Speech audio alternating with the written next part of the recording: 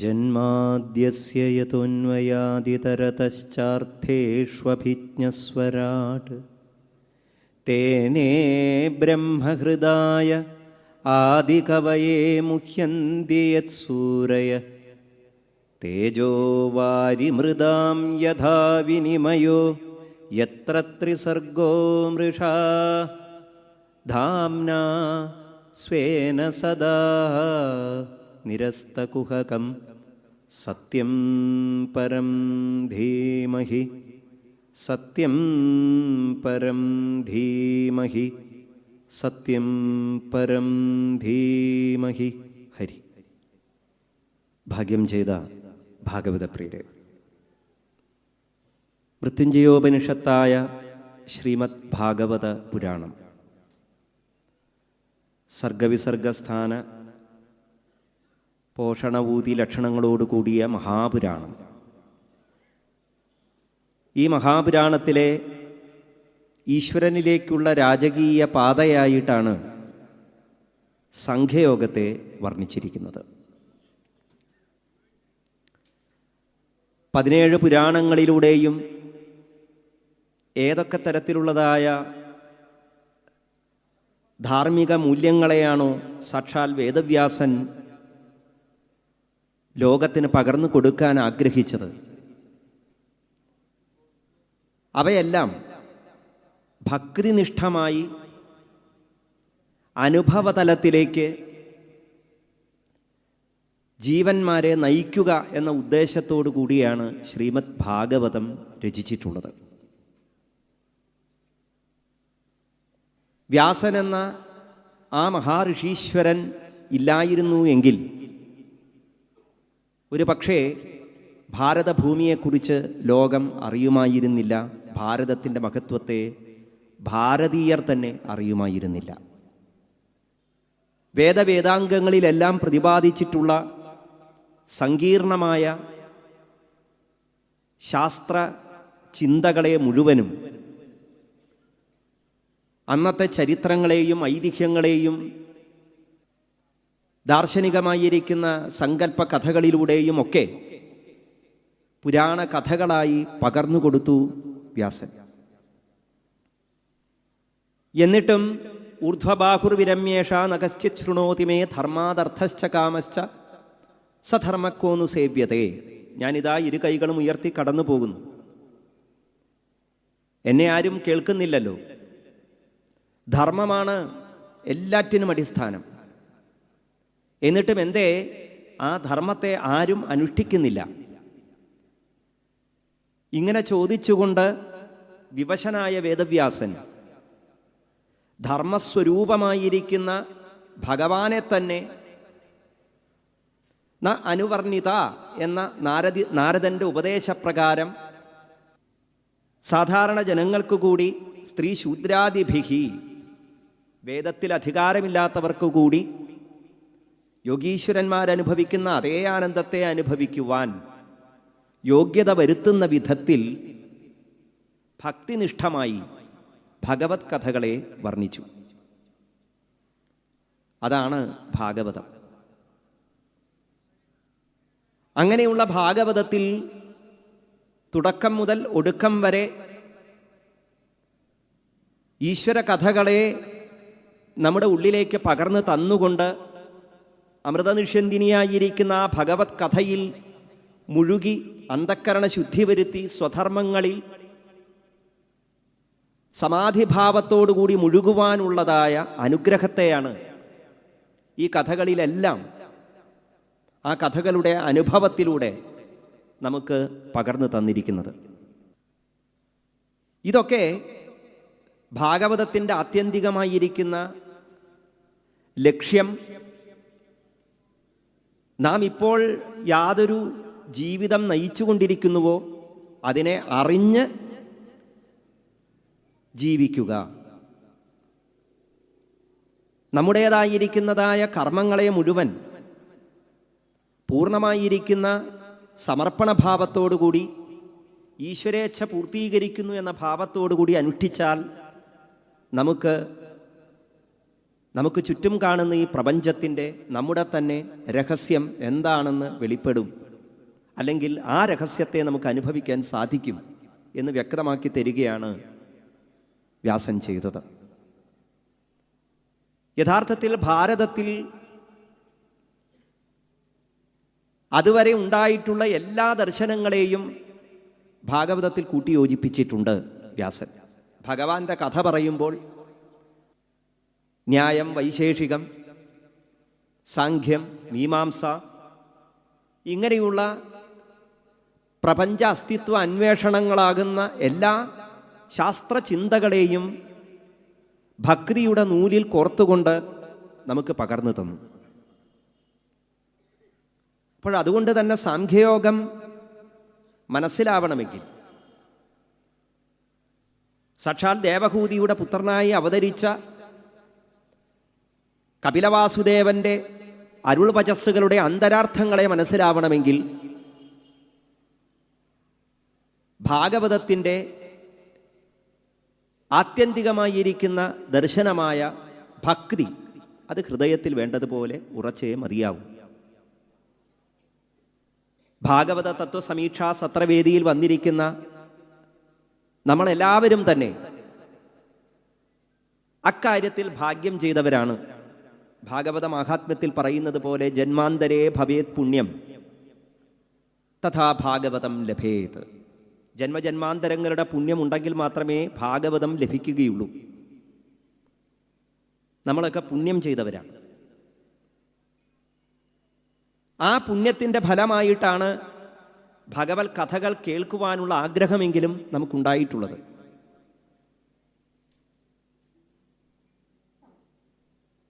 ഭാരതത്തിലെ ദർശനങ്ങളിൽ ഏറ്റവും പഴക്കം ചെന്നതാണ് സാഖ്യം. മൂന്നാമത്തെ സ്കന്ധം സർഗവിസർഗ ലക്ഷണോപേതമായിരിക്കുന്ന 3-4 സ്കന്ധങ്ങൾ ഒരുമിച്ച് ചേർത്ത് ചിന്തിക്കേണ്ട ഒന്നാണ്. ഈ പ്രപഞ്ചം എങ്ങനെ ഉണ്ടായി? ഇതെങ്ങനെയാണ് നിലനിൽക്കുന്നത്? ഈ പ്രപഞ്ചത്തിൽ എൻ്റെ ഇടം എന്താണ്? ഞാൻ എത്ര കാലം ഈ പ്രപഞ്ചത്തിൽ ഉണ്ടാകും? ഇതിനു മുമ്പ് ഉണ്ടായിരുന്നുവോ? ഇത് കഴിഞ്ഞാൽ ഞാൻ ഉണ്ടാകുമോ? ഇതൊക്കെയാണല്ലോ തത്വചിന്ത. ഈ തത്വചിന്ത അനുഭവമാവണം. വെറുതെ ചിന്തയായി നിലനിന്നാൽ പോരാ. ഈ അനുഭവത്തിലേക്ക് നമ്മളെ കൂട്ടിക്കൊണ്ടു പോവുകയാണ് ദേവഹൂതി കപിലസംവാദ രൂപത്തിലുള്ള ഭാഗവതത്തിലെ സാഖ്യയോഗം ചെയ്യുന്നത്. ഞാൻ പറഞ്ഞു, ഏറ്റവും പഴക്കം ചെന്ന ദർശനമാണ് സാഖ്യം. ഈശ്വരാസിദ്ധത്വാത് എന്ന സാഖ്യത്തിലെ വളരെ പ്രസിദ്ധമായിരിക്കുന്നൊരു സൂത്രമുണ്ട്. ഈശ്വരനെ കണ്ടുകിട്ടാനില്ലാത്തത് കൊണ്ട് ഈശ്വരൻ ഉണ്ടെന്നുറപ്പിക്കാൻ സാധിക്കില്ല. കണ്ടുകിട്ടാത്തതെല്ലാം ഇല്ല എന്ന് പറയാൻ സാധിക്കില്ലല്ലോ, അതുകൊണ്ട് ഇല്ല എന്നും പറയാൻ സാധിക്കില്ല. ഈ ഈശ്വരാസിദ്ധത്വാദ് എന്ന് പറയുന്നതായി ഈ ഒറ്റ സൂത്രം തന്നെ സാഖ്യം എന്ന ചിന്തയ്ക്ക് അധികം ഉദ്ഗതി കൊടുത്തില്ല എന്ന് വേണമെങ്കിൽ പറയാം. സാഖ്യം എന്ന വാക്കിൻ്റെ അർത്ഥം സമ്യക് ഖ്യ, ശരിയായ ജ്ഞാനം എന്നാണ്. യുക്തി, പ്രകാശം, ഇതിന് അനവധി അർത്ഥങ്ങളുണ്ട്. സാഖ്യയോഗത്തെ വ്യാഖ്യാനിച്ച പല ആളുകളും ഈ പ്രപഞ്ചം മുഴുവൻ 25 തത്വങ്ങളാൽ നിർമ്മിതമാണ് എന്ന സിദ്ധാന്തം വർണ്ണിച്ചതുകൊണ്ട് സംഖ്യകളെ അടിസ്ഥാനപ്പെടുത്തി പറഞ്ഞതുകൊണ്ട് ഈ ശാസ്ത്രത്തിന് സാഖ്യയോഗം എന്ന പേര് വന്നു എന്നാണ് പലരും പറയാറുള്ളത്. പക്ഷേ സത്യം അതല്ല. അങ്ങനെയാണെങ്കിൽ ന്യായശാസ്ത്രകാരന്മാരും സപ്തദ്രവ്യങ്ങളെക്കുറിച്ചും ഒക്കെ പറയുന്നുണ്ട്. സപ്തധാതുക്കൾ, ദ്രവ്യങ്ങൾ, പ്രമാണങ്ങൾ, ഇതൊക്കെ സംഖ്യയായി തന്നെയാണ് ഗണിച്ചിരിക്കുന്നത്. സംഖ്യയില്ലാതെ ശാസ്ത്രങ്ങളില്ല. അവിടെ സംഖ്യ എന്ന പദത്തിന് യുക്തി എന്നാണ് അർത്ഥം കൽപ്പിക്കേണ്ടത്. 1, 2, 3, 4 എന്നൊക്കെ നമ്മൾ എണ്ണുമ്പോഴും ഈ എണ്ണൽ പോലും ഒരു യുക്തിയാണ്. ദിക്കിനെ പോലെ, സമയത്തെ പോലെ.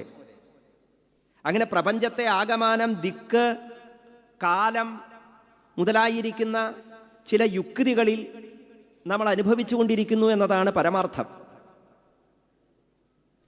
അതിനെ ബോധ്യപ്പെടണമെങ്കിൽ നാം ഈ ശരീരത്തിൽ നിന്ന് ഒരല്പം ഈ ശരീരം ഞാനല്ല എന്ന ഭാവത്തോടുകൂടി മാറി നിന്ന് ചിന്തിക്കാൻ പരിശീലിക്കേണ്ടിയിരിക്കുന്നു. ഈ പരിശീലനമാണ്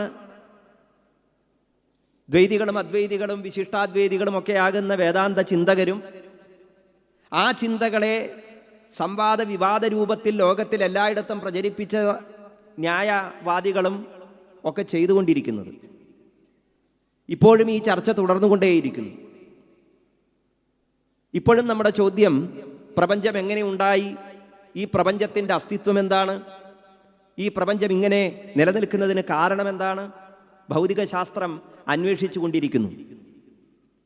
ഭൂമിയെ കൂടാതെ അനന്തമായിരിക്കുന്നതായി ഈ പ്രപഞ്ചത്തിൻ്റെ ഏതെങ്കിലും ഒരു കോണിൽ മനുഷ്യരെ പോലെ ജീവിക്കുന്ന ഏതെങ്കിലും ജീവവർഗങ്ങൾ ഉണ്ടാകുമോ? ഇതൊക്കെയാണ് ഭൗതികമായിരിക്കുന്ന അന്വേഷണങ്ങൾ. അതിനുവേണ്ടി ഗ്രഹങ്ങളിൽ നിന്ന് ഗ്രഹങ്ങളിലേക്ക് മനുഷ്യൻ്റെ ബുദ്ധി അനവധി തരത്തിലുള്ളതായ സങ്കേതങ്ങളിലൂടെ സഞ്ചരിച്ചു കൊണ്ടിരിക്കുന്ന ഒരു കാലഘട്ടത്തിൽ ഇങ്ങനെ ശ്രീമദ് ഭാഗവതത്തിലെ സാംഖ്യയോഗത്തെക്കുറിച്ചുള്ള ഒരു സംവാദത്തിന് എന്താണ് പ്രസക്തി എന്ന് ചിന്തിച്ചുകൊണ്ട് നമുക്ക് ആരംഭിക്കാം. സാംഖ്യയോഗത്തിലെ 24-ാമത്തെ അധ്യായത്തിലാണ് കപിലാവതാരം പറയുന്നത്. ഈ കപിലാവതാര പ്രസംഗത്തിൽ അതിവിശേഷമായിരിക്കുന്നതായ ഭഗവാന്റെ അവതാരത്തിന് കാരണമെന്താണ് എന്ന് വ്യക്തമായിട്ട് പറയുന്നുണ്ട്. ഭഗവത് അവതാരങ്ങൾക്കെല്ലാം അടിസ്ഥാനമായ ഒരു തത്വമുണ്ട്. യഥാ യഥാ ഹി ധർമ്മസ്യ ഗ്ലാനിർഭവതി ഭാരത അഭ്യുത്ഥാനമധർമ്മസ്യ തദാത്മാനം സൃജാമ്യഹം എന്നാണ് ഭഗവാന്റെ ആ ഉക്തി. ധർമ്മത്തിന് ച്യുതി വരുമ്പോൾ, അധർമ്മത്തിന് ഉദ്ഗതി സംഭവിക്കുമ്പോൾ ഭഗവാൻ അവതരിക്കുന്നു.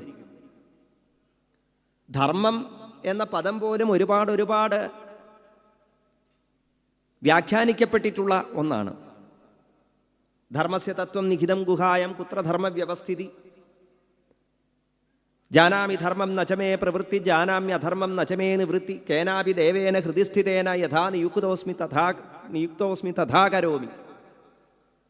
എൻ്റെ ഹൃദയത്തിലിരിക്കുന്ന ഏതോ ഒരു ദേവൻ എന്തിനൊക്കെയോ വേണ്ടി എന്നെ നിയോഗിച്ചുകൊണ്ടിരിക്കുന്നു, ഞാനതൊക്കെ ചെയ്തുകൊണ്ടിരിക്കുന്നു.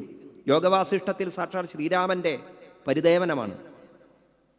അല്ലാതെ എനിക്ക് ധർമ്മം അറിയാതെയല്ല. ധർമ്മം എന്താണെന്നറിയാം, പക്ഷെ ആ ധർമ്മത്തിൽ നിലനിൽക്കാൻ സാധിക്കുന്നില്ല. അധർമ്മം എന്താണെന്നറിയാം, ആ അധർമ്മം ചെയ്യാതിരിക്കാനും സാധിക്കുന്നില്ല. യഥാർത്ഥത്തിൽ ഈ പരിദേവനം തന്നെയാണ് നമ്മുടെ എല്ലാം. ഇപ്പൊ കപിലമഹർഷിയുടെ അവതാരം ശ്രദ്ധയോടുകൂടി ഈശ്വരനെ ഭജിച്ച ദേവഹൂതിക്ക് 9 പെൺകുട്ടികൾ ജനിച്ചതിന് ശേഷം ഒരു ആൺകുട്ടി വേണം എന്ന തോന്നലുണ്ടായതിന് ലൗകികമായ ഒരുപാട് കാരണങ്ങൾ പറയുന്നുണ്ട്. ഈ പെൺകുട്ടികളെയൊക്കെ കല്യാണം കഴിച്ചു കൊടുത്തു കഴിഞ്ഞാൽ ഞാൻ ഒറ്റയ്ക്കാവും, അപ്പോൾ എനിക്കൊരു തുണ വേണ്ടേ? മോക്ഷം തരാൻ കഴിയുന്ന ആളാണ് തൻ്റെ ഭർത്താവ് എന്ന് വ്യക്തമായിട്ട് അറിവുള്ളവളാണ് ദേവഹൂതി. മോക്ഷോപായമായിരിക്കുന്നതായ ആ മാർഗത്തെ ഉപദേശിച്ച് തരാൻ, ആ മാർഗത്തിൽ നിഷ്ഠനായി വർത്തിക്കുന്നതായ ഭർത്താവിൻ്റെ ധർമ്മത്തെ പകുത്തെടുത്തിട്ട് കൂടി വിഷയസുഖങ്ങളിൽ വ്യാപൃതമായ മനസ്സ് പ്രസവസതീനാം, ഒരു സ്ത്രീയുടെ ജീവിതത്തിൻ്റെ സാർത്ഥകത സൽസന്താനങ്ങൾ ഉണ്ടാവുകയാണല്ലോ എന്നുള്ള രീതിയിൽ പറഞ്ഞിട്ടുണ്ടെങ്കിൽ എത്രത്തോളം ശക്തമാണ് വിഷയസുഖങ്ങൾ നമ്മളെ പ്രേരിപ്പിക്കുന്നു ഈ പ്രപഞ്ചത്തോട് ഒട്ടിച്ചേർന്ന് നിൽക്കാൻ, ശരീരത്തോട് ഒട്ടിച്ചേർന്ന് നിൽക്കാൻ. ആ ശരീരം തരുന്നതായ നൈമിഷികമായിരിക്കുന്ന സുഖങ്ങളെ ആസ്വദിക്കുന്നതിന് വേണ്ടി ജീവൻ അനുനിമിഷം പ്രയത്നിച്ചു കൊണ്ടിരിക്കുന്നു. ജീവനെ അതിന് പ്രേരിപ്പിക്കുന്നതായ ഘടകങ്ങൾ ഇതെന്തൊക്കെയാണ്? ഈ പ്രേരണയ്ക്ക് കാരണമെന്താണ്? ഇതെല്ലാമാണ് ദർശനത്തിൻ്റെ തുടക്കം. അപ്പോൾ ഈ കാരണത്തെ പലരും പല രീതിയിൽ അന്വേഷിക്കുകയും പല രീതിയിൽ പറയുകയും ചെയ്തിട്ടുണ്ട് ഇതിനു മുമ്പ്. കപിലൻ വേദത്തിൽ യാതൊന്നാണോ പ്രപഞ്ചത്തിൻ്റെ കാരണമായി പറഞ്ഞിരിക്കുന്നത്, ജീവൻ, ശരീരം, ആ ശരീരം അനുഭവിക്കുന്ന വിഷയസുഖങ്ങൾ, ഇവ തമ്മിലുള്ളതായ ബന്ധം, അതിൽ നിന്നുള്ള ആത്യന്തികമായ മുക്തി, ഇതിനെക്കുറിച്ചൊക്കെ എന്താണ് വേദത്തിൽ പ്രതിപാദിച്ചിരിക്കുന്നത്, അതിനെ വ്യക്തമാക്കി കൊടുക്കുക എന്ന ഉദ്ദേശത്തോടു കൂടിയാണ് ഭഗവാൻ ദേവഹൂതിയുടെ പുത്രനായി കപിലനായി അവതരിച്ചിട്ടുള്ളത്. എല്ലാ അവതാരങ്ങളും അതിനു വേണ്ടിയാണ്. വേദക്രിയായോഗ തപസ്സമാധിഭി, ശ്രീകൃഷ്ണാവതാരത്തെക്കുറിച്ച് പോലും പറയുന്നത് അതാണ്. അപ്പോൾ അവതാരം എന്തിനാണ് എന്ന ചോദ്യത്തിന് ഉത്തരം, വേദമെന്ന് പറയുന്നത് അനുഭവമാണ്. പ്രപഞ്ചത്തിൻ്റെ കാരണത്തെ അനുഭവിക്കുവാനുള്ളതായ ശബ്ദസങ്കേതങ്ങളാണ് വേദങ്ങൾ എന്ന് പറയാം. ഋച ശബ്ദത്തിനർത്ഥം അർച്ചിക്കുവാനുള്ളത് എന്നാണ്. ഈ അർച്ചനം എന്തിനെയാണ്? നമ്മളൊക്കെ നിലനിൽക്കുന്നതായി പ്രപഞ്ചത്തിൻ്റെ കാരണം യാതൊന്നാണോ ആ കാരണതത്വത്തെ അർച്ചിക്കുവാനുള്ളത് എന്തോ അതിനെ ഋക്കുകൾ എന്ന് വിളിക്കുന്നു. അങ്ങനെയുള്ള ഋക്കുകൾക്ക് ലൗകികമായിരിക്കുന്ന വ്യാകരണ പദ്ധതികളിലൂടെ അർത്ഥം കണ്ടെത്തുക സാധ്യമല്ല. മുല്ലപ്പൂവിൻ്റെ ഗന്ധത്തെ മറ്റൊരാൾക്ക് പറഞ്ഞു കൊടുക്കാൻ ശ്രമിക്കുന്നത് പോലെയുള്ള വ്യർത്ഥതയായി തീരും. അപ്പോൾ അനുഭവം, പ്രപഞ്ചത്തിൻ്റെ കാരണത്തെ അനുഭവിക്കുക, അതിനെന്താണ് ഉപാധി, അത് പറഞ്ഞു കൊടുക്കുക. അങ്ങനെയുള്ളതായ വേദധർമ്മത്തെ ജീവന്റെ സദ്ഗതിക്ക് ഉതകുന്ന തരത്തിൽ ശാസ്ത്രമായി ലോകത്തിന് പകർന്നു കൊടുക്കാൻ ഭഗവാൻ അവതരിച്ചപ്പോൾ, ആ അവതാര സ്വരൂപനായിരിക്കുന്ന കപിലൻ അമ്മയോടൊപ്പം ആശ്രമത്തിൽ കഴിയുന്ന കാലഘട്ടത്തിൽ സഹോദരിമാരെയെല്ലാം ബ്രഹ്മർഷിമാർക്ക് വിവാഹം ചെയ്തു കൊടുത്തു. സ്വന്തം പുത്രൻ സാക്ഷാൽ ഭഗവാൻ തന്നെയാണ് എന്നുള്ള ആ തിരിച്ചറിവ് ഏറെ സന്തോഷത്തോടുകൂടി കർദമ പ്രജാപതി തൻ്റെ പുത്രനെ നമസ്കരിച്ച് പുത്രൻ്റെ അനുവാദത്തോടുകൂടി ആത്യന്തികമായ ശ്രേയസ് ലക്ഷ്യമാക്കിക്കൊണ്ട് യാത്രയാവുന്നു. അപ്പോഴും ദേവഹൂതി ആശ്രമത്തിൽ തന്നെ കഴിയുന്നു. ഇതാണ് ശക്തമായിരിക്കുന്ന ജീവന്റെ വിഷയസുഖത്തോടുള്ള ആസക്തി. അതിനെ സൂചിപ്പിച്ചുകൊണ്ടാണ് ഈ ശാസ്ത്രം ആരംഭിക്കുന്നത് എന്ന് പറയാൻ കാരണം. ഇതിനെക്കുറിച്ച് അറിവില്ലാത്തവളല്ല ദേവഹൂതി. ഞാൻ നേരത്തെ പറഞ്ഞ, ശ്രീരാമൻ പറഞ്ഞ ജാനാമി ധർമ്മം നചമേ പ്രവൃത്തി ജാനാമ്യധർമ്മം നചമേ നിവൃത്തി കേനാപി ദേവേന ഹൃദിസ്ഥിതേന യഥാ നിയുക്തോസ്മി തഥാ കരോമി എന്ന് പറയുന്ന ആ നിവൃത്തികേട് ജീവൻ്റേതാണ്. നമുക്കറിയാം നമ്മൾ അനുഭവിക്കുന്ന ഈ സുഖങ്ങളൊക്കെ അടുത്ത ക്ഷണം ദുഃഖമായി പരിണമിക്കുന്നു എന്നുള്ള കാര്യം. എന്താണോ സുഖമായിട്ടുള്ളത് അത് തന്നെയാണ് ദുഃഖമായി പരിണമിക്കുന്നത്. അങ്ങനെയുള്ളതായ ഈ സുഖത്തിൽ നിന്നും ആത്യന്തികമായിരിക്കുന്ന മുക്തി നേടണം എന്ന ആഗ്രഹം എപ്പോഴാണോ ഉണ്ടാകുന്നത്, അതുണ്ടാകുന്ന ആ അവസ്ഥയ്ക്ക് പറയുന്ന പേരാണ് വൈരാഗ്യം എന്ന് വെച്ച് കഴിഞ്ഞാൽ ലൗകികമായിരിക്കുന്ന ഈ വിഷയങ്ങളോടുള്ളതായ വിരക്തി. ഇത് അമ്മയ്ക്ക് വരുന്നത് വരെ കാത്തിരിക്കുക, അതാണ് ഭഗവാൻ ചെയ്തത്. ഒടുവിൽ ഭഗവാൻ ആ കാലം വന്നു എന്ന് മനസ്സിലാക്കി ദേവഹൂതി സ്വന്തം പുത്രനെ തന്നെ ഗുരുവായി വരിക്കുന്ന രംഗമാണ് നമ്മളവിടെ കാണുന്നത്. ലോകത്തിലെ ഒരു ഇതിഹാസത്തിലും കാണാൻ സാധിക്കുകയില്ല. ഒരമ്മ മകനെ തന്നെ ഗുരുവായി വരിച്ച് ആ മകനോട് ചോദിക്കുന്നത്,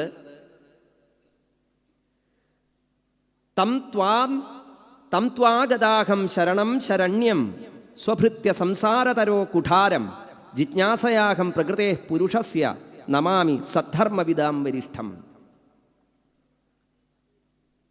ഈ പ്രപഞ്ചത്തിൽ ഏറ്റവും ശ്രേഷ്ഠമായതെന്തോ ആ നൈശ്രേയസമായിരിക്കുന്നതായ അനുഭവത്തെ തരാൻ കഴിവുള്ള ഭർത്താവിൻ്റെ ധർമ്മത്തെ പകുത്തെടുത്തിട്ട് കൂടി ഞാൻ ലൗകികമായ വിഷയസുഖങ്ങളിൽ ആസക്തയായി തീർന്നു.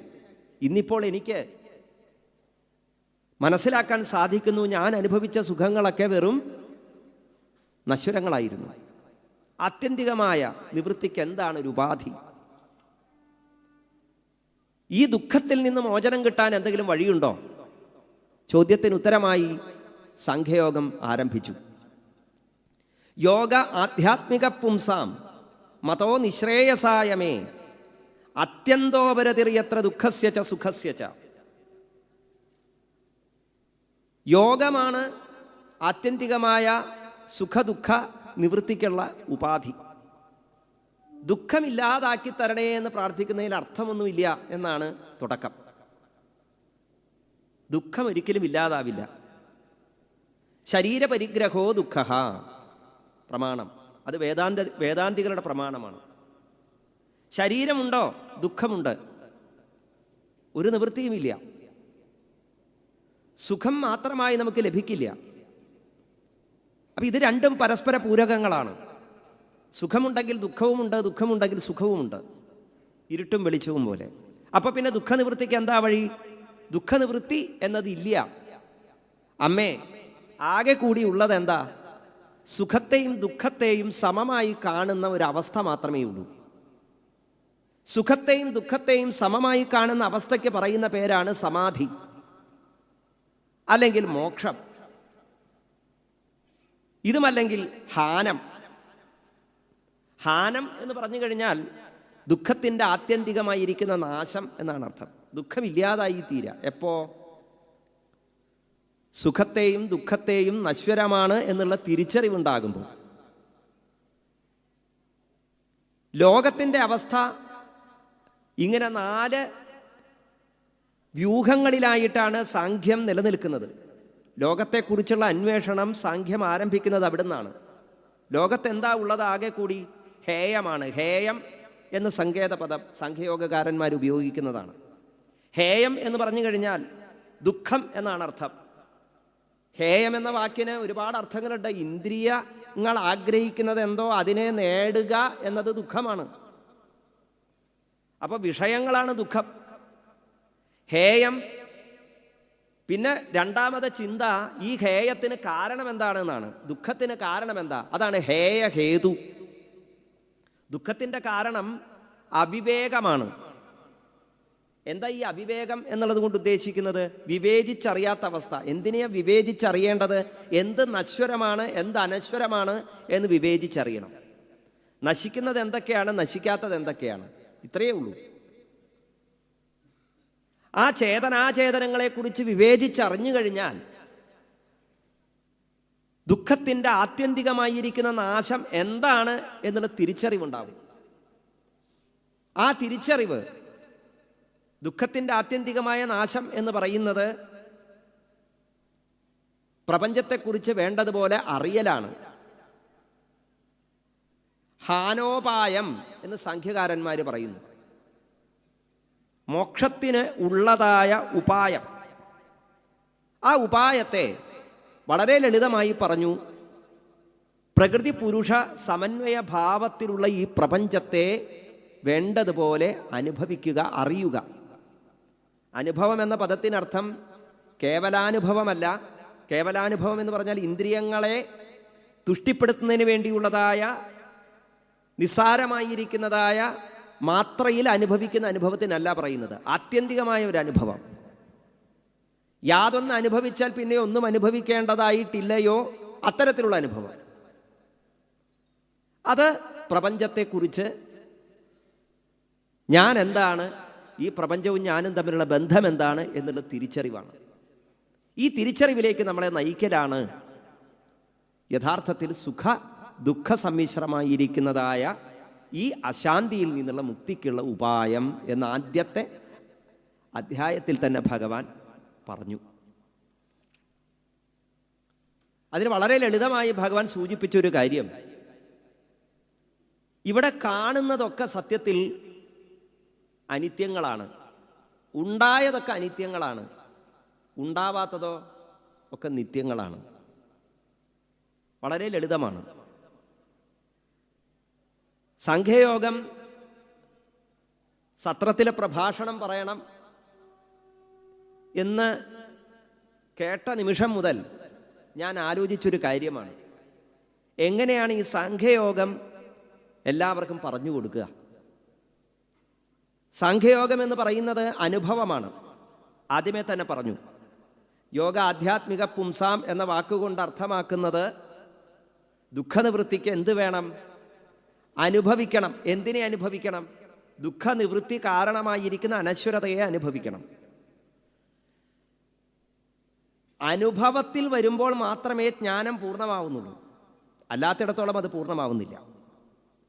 അപ്പം പിന്നെ ഈ സാഖ്യയോഗത്തെ 1 മണിക്കൂർ 1.25 മണിക്കൂർ പ്രഭാഷണം ചെയ്യാൻ യോഗ്യത എനിക്കുണ്ടോ എന്ന് ഞാൻ ചിന്തിച്ചു. കാരണം എനിക്ക് അനുഭവമില്ലാത്ത കാര്യമാണ് ഞാൻ നിങ്ങൾക്ക് പറഞ്ഞു തരാൻ ശ്രമിക്കുന്നത്.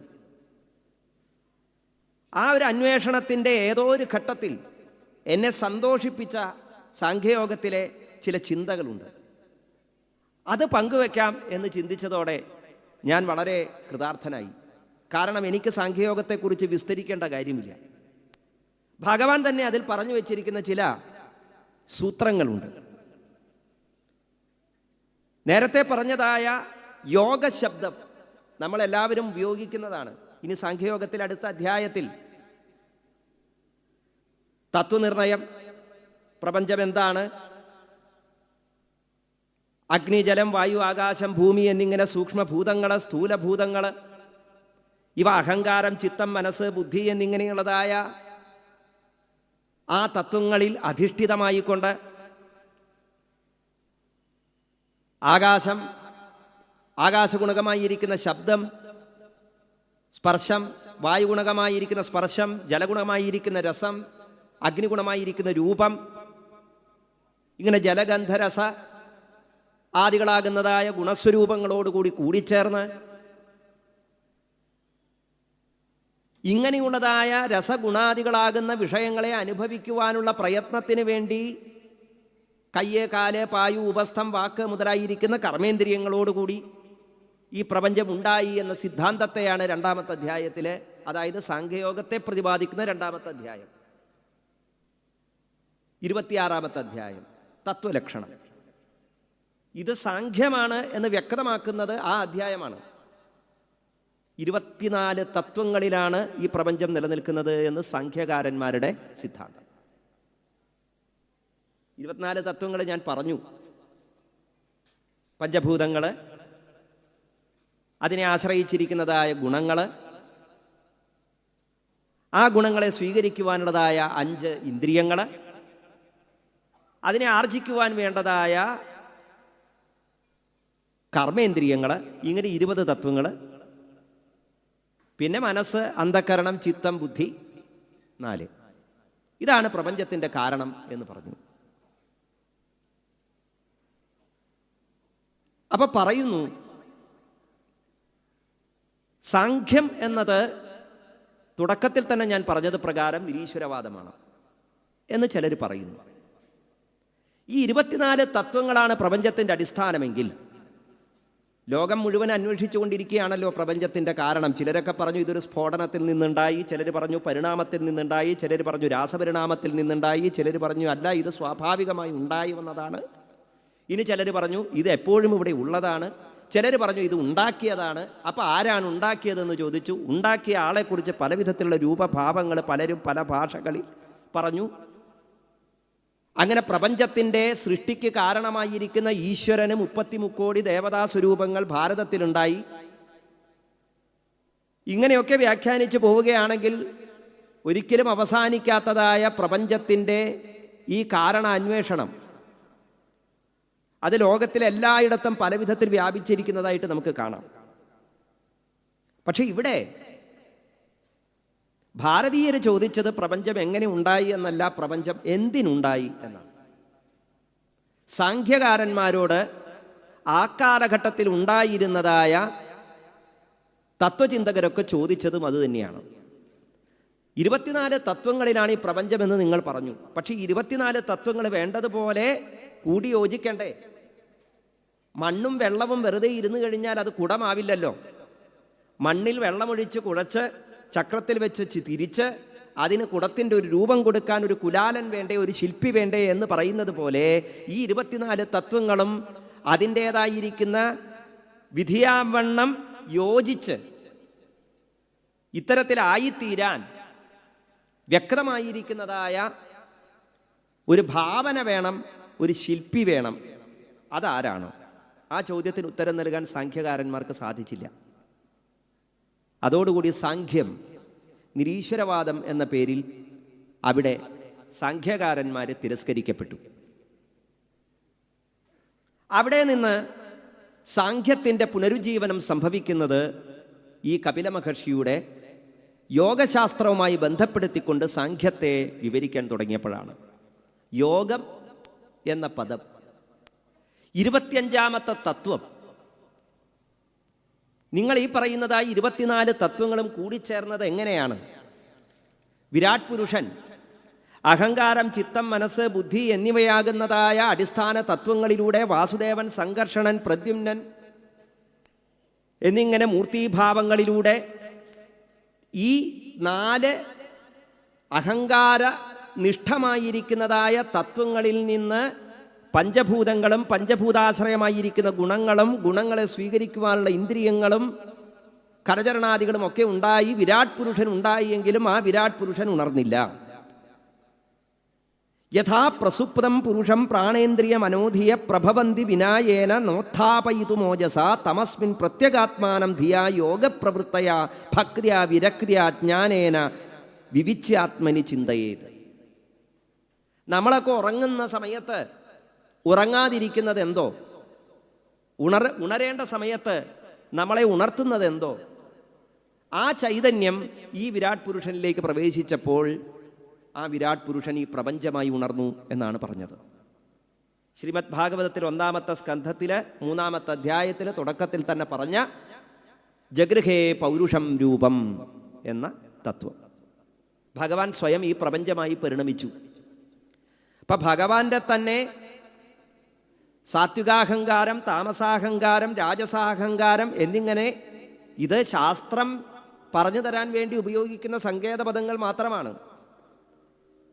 അവിടെ അർത്ഥം ഭഗവാൻ ഈ പ്രപഞ്ചമായി പരിണമിക്കാൻ ഇച്ഛിച്ചു എന്നേ അർത്ഥമുള്ളൂ. ആ ഇച്ഛയ്ക്കാണ് അഹങ്കാരം എന്ന് പറയുന്നത്. പ്രതലം വേണ്ടേ? കാരണം ന്യായകാരന്മാരുടെ ചോദ്യം അതായിരുന്നു, ഈ പ്രപഞ്ചത്തെ ഈശ്വരനാണ് സൃഷ്ടിച്ചതെങ്കിൽ ഈശ്വരന് സൃഷ്ടിക്കാനായി എന്തെങ്കിലും ഒരു വസ്തു വേണ്ടേ?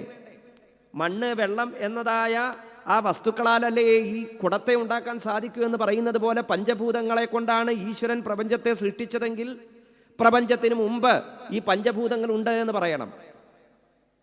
അപ്പൊ പിന്നെ ഈശ്വരനാണ് ഈ പഞ്ചഭൂതങ്ങളെ എടുത്ത് പ്രപഞ്ചത്തെ സൃഷ്ടിച്ചതെന്ന് പറയുമ്പോൾ ഈശ്വരന് മുമ്പ് ഇവിടെ മറ്റ് വസ്തുക്കൾ ഉണ്ടായിരുന്നു എന്ന് പറഞ്ഞാൽ പ്രപഞ്ച സൃഷ്ടി സിദ്ധാന്തം തന്നെ തെറ്റായി മാറും.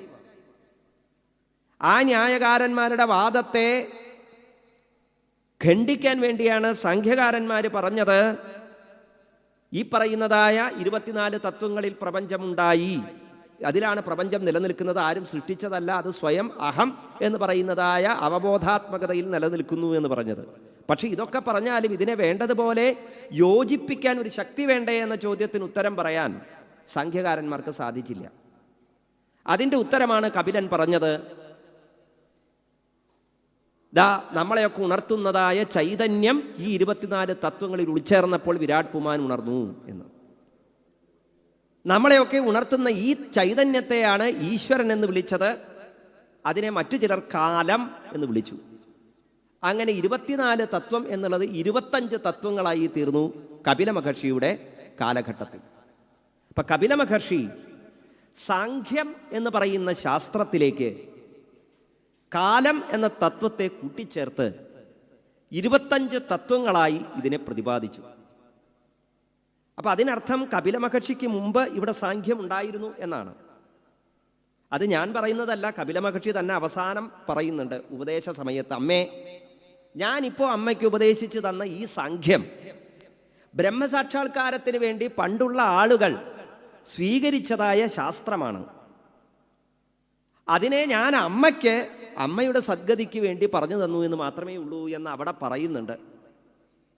അവിടെ ആ ശ്ലോകത്തിലേക്ക് എത്താൻ മിക്കതും നമുക്ക് സമയം കിട്ടാൻ സാധ്യതയില്ല എന്നുള്ളത് കൊണ്ട് ഇപ്പം തന്നെ അത് സൂചിപ്പിച്ചു എന്നേ ഉള്ളൂ.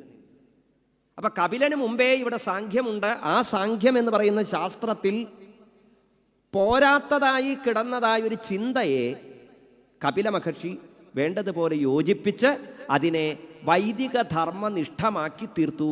വേദപ്രതിപാദിതമായിരിക്കുന്ന ധർമ്മത്തെ വേണ്ടതുപോലെ ബോധിപ്പിക്കുവാൻ തക്കവണ്ണം പൂർണ്ണമായിരിക്കുന്ന ഒരു ശാസ്ത്രചിന്തയായി അതിനെ അവതരിപ്പിച്ചു കപിലൻ.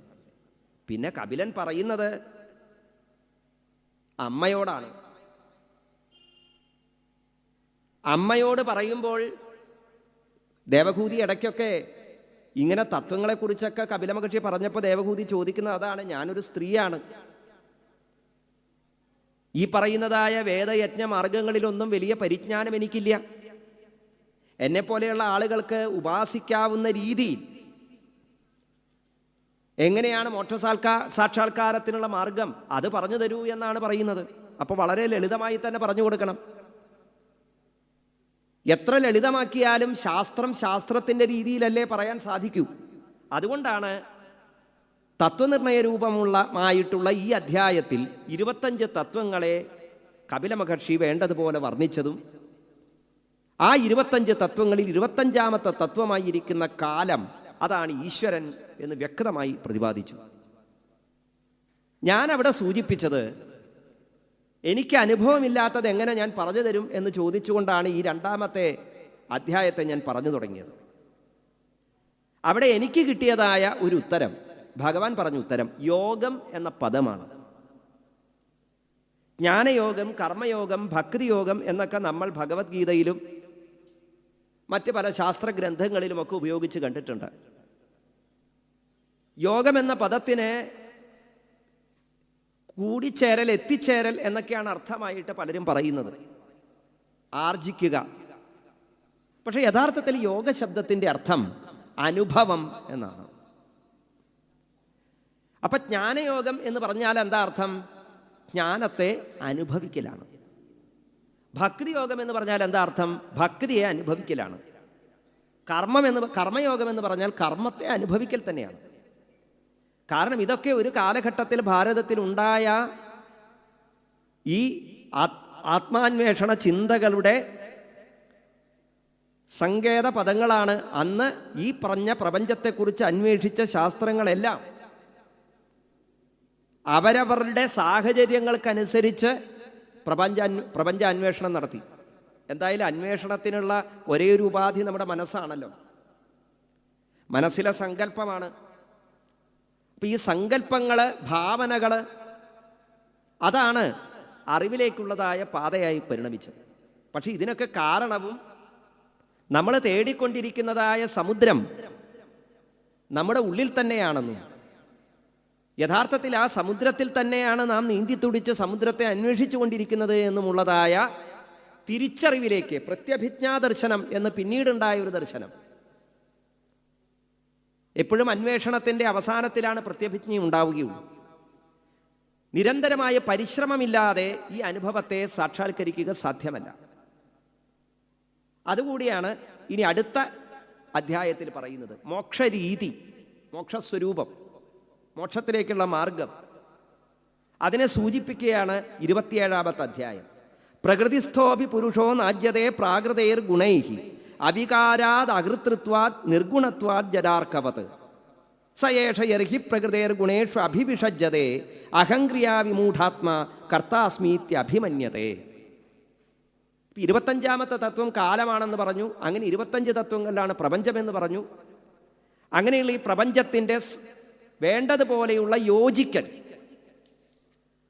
ആ യോജിക്കലാണ് പ്രപഞ്ച ചലനത്തിന് മുഴുവൻ അടിസ്ഥാനം.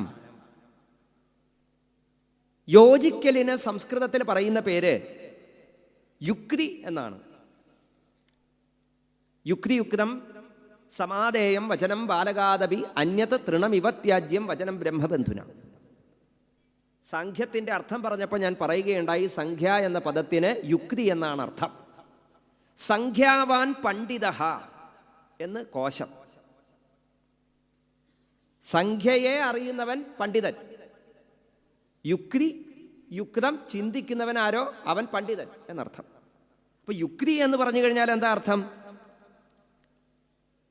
യുക്തി എന്നാൽ യോജിപ്പിക്കലാണ്. ഉചിതമായ സാധനങ്ങൾ ഉചിതമായ സ്ഥലത്ത് യോജിപ്പിക്കുക, അതിനെ യുക്തി എന്ന് പ്രതിപാദിക്കാം. യുജേർ യോഗേ. അപ്പൊ യോഗപദം യോജിപ്പിക്കലാണ് യോഗം. മോക്ഷരീതി എന്ന് പറയുന്നതായ ലക്ഷണത്തോടു കൂടിയ 27-ാമത്തെ അധ്യായത്തിൽ ഭഗവാൻ ദേവഹൂതിക്ക് ബോധിപ്പിച്ചു കൊടുക്കുന്നത്, പ്രപഞ്ച സിദ്ധാന്തങ്ങളൊക്കെ പറഞ്ഞു. വിരാട് പുരുഷനാണ് ഈ പ്രപഞ്ചം. ഈ വിരാട് പുരുഷ ഭാവം എങ്ങനെയാണ് ഉണ്ടായത്? നമ്മളെയൊക്കെ ഉണർത്തുന്ന ഉണർവിൻ്റെ ശക്തിയായിരിക്കുന്ന ചൈതന്യം ഈ പറയുന്നതായി 24 തത്വങ്ങളിലേക്ക് ഉൾച്ചേർന്നപ്പോൾ പ്രപഞ്ചമായി പരിണമിച്ചു. ജഗൃഹേ പൗരുഷം രൂപം സ്വയം പ്രപഞ്ചമായി. സഹസ്ര ശീർഷ പുരുഷ സഹസ്രാക്ഷ സഹസ്രപാത് സഭൂമിം വിശ്വതോ വൃത്വാത്യതിഷ്ഠ ദശാങ്കുലം പുരുഷ ഏവേദം സർവം യദ്ഭൂതം യച്ചഭവ്യം എന്ന് തുടങ്ങുന്ന പുരുഷസൂക്തം. ആ പുരുഷസൂക്തത്തിൽ പറഞ്ഞ അതേ കാര്യങ്ങളെ തന്നെയാണ് ഇവിടെ സാഖ്യകാരൻ ആയിരിക്കുന്ന കപില മഹർഷി പറയുന്നത്.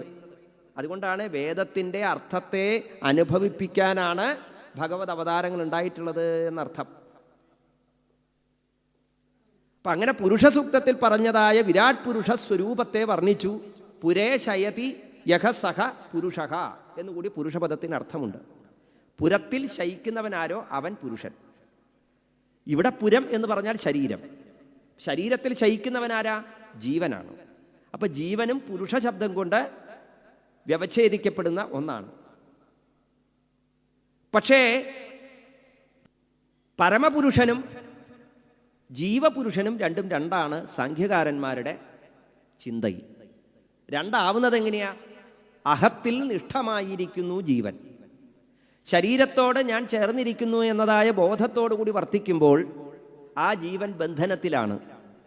അങ്ങനെയുള്ള ബന്ധനമാണ് എല്ലാ ദുഃഖത്തിനും കാരണം എന്ന് പ്രതിപാദിച്ചുകൊണ്ട് ദുഃഖനിവൃത്തിക്കായിട്ടുള്ള മോക്ഷ ഉപായത്തിന് പ്രകൃതി പുരുഷ ഭാവത്തെ അറിയണം എന്ന് വ്യക്തമാക്കുന്നു.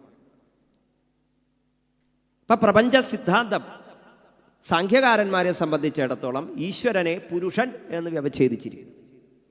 ആ പുരുഷന്റെ ഇച്ഛാസ്വരൂപമായ പ്രകൃതി, ഈ പ്രകൃതി പുരുഷ സംയോഗമാണ് പ്രപഞ്ചത്തിൻ്റെ കാരണം എന്ന് പറഞ്ഞു. പുരുഷൻ നിസ്സംഗനാണ്, നിർഗുണനാണ്, യാതൊരു തരത്തിലും ഒന്നിനോടും മമതാഭാവമില്ലാത്തവനാണ്. അങ്ങനെയുള്ളതായ ആ പുരുഷന്റെ ഉൾച്ചേരലിലൂടെ പ്രകൃതി ചലനാത്മകമാകുന്നു. ഗതികോർജമായി പ്രപഞ്ചമായി ഈ കാണുന്നതായ വ്യത്യസ്തമായിരിക്കുന്ന സ്വരൂപത്തോടുകൂടി ഉള്ളതായി ഭവിച്ചിരിക്കുന്നു എന്ന് സിദ്ധാന്തം പറഞ്ഞു.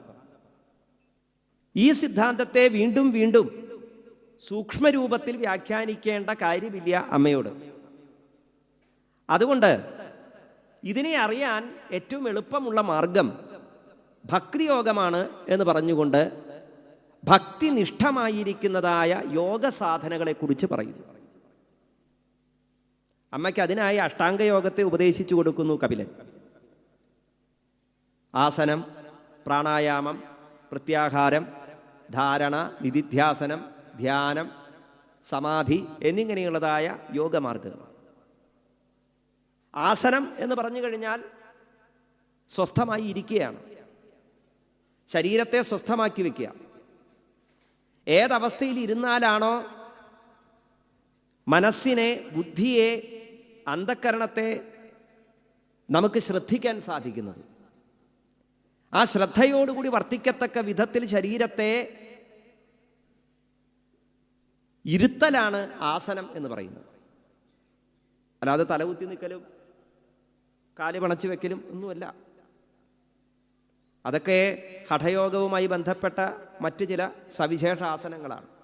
ഇവിടെ ഭഗവാൻ സൂചിപ്പിക്കുന്നത് ഇത്രയേ: നിങ്ങൾക്ക് ഏത് അവസ്ഥയിൽ ശരീരത്തെ ഇരുത്തിയാലാണോ നിങ്ങൾക്ക് ശരീരത്തിൽ നിന്ന് മാറി നിന്ന് നിങ്ങളുടെ ശരീരത്തെ ശ്രദ്ധിക്കാൻ സാധിക്കുക,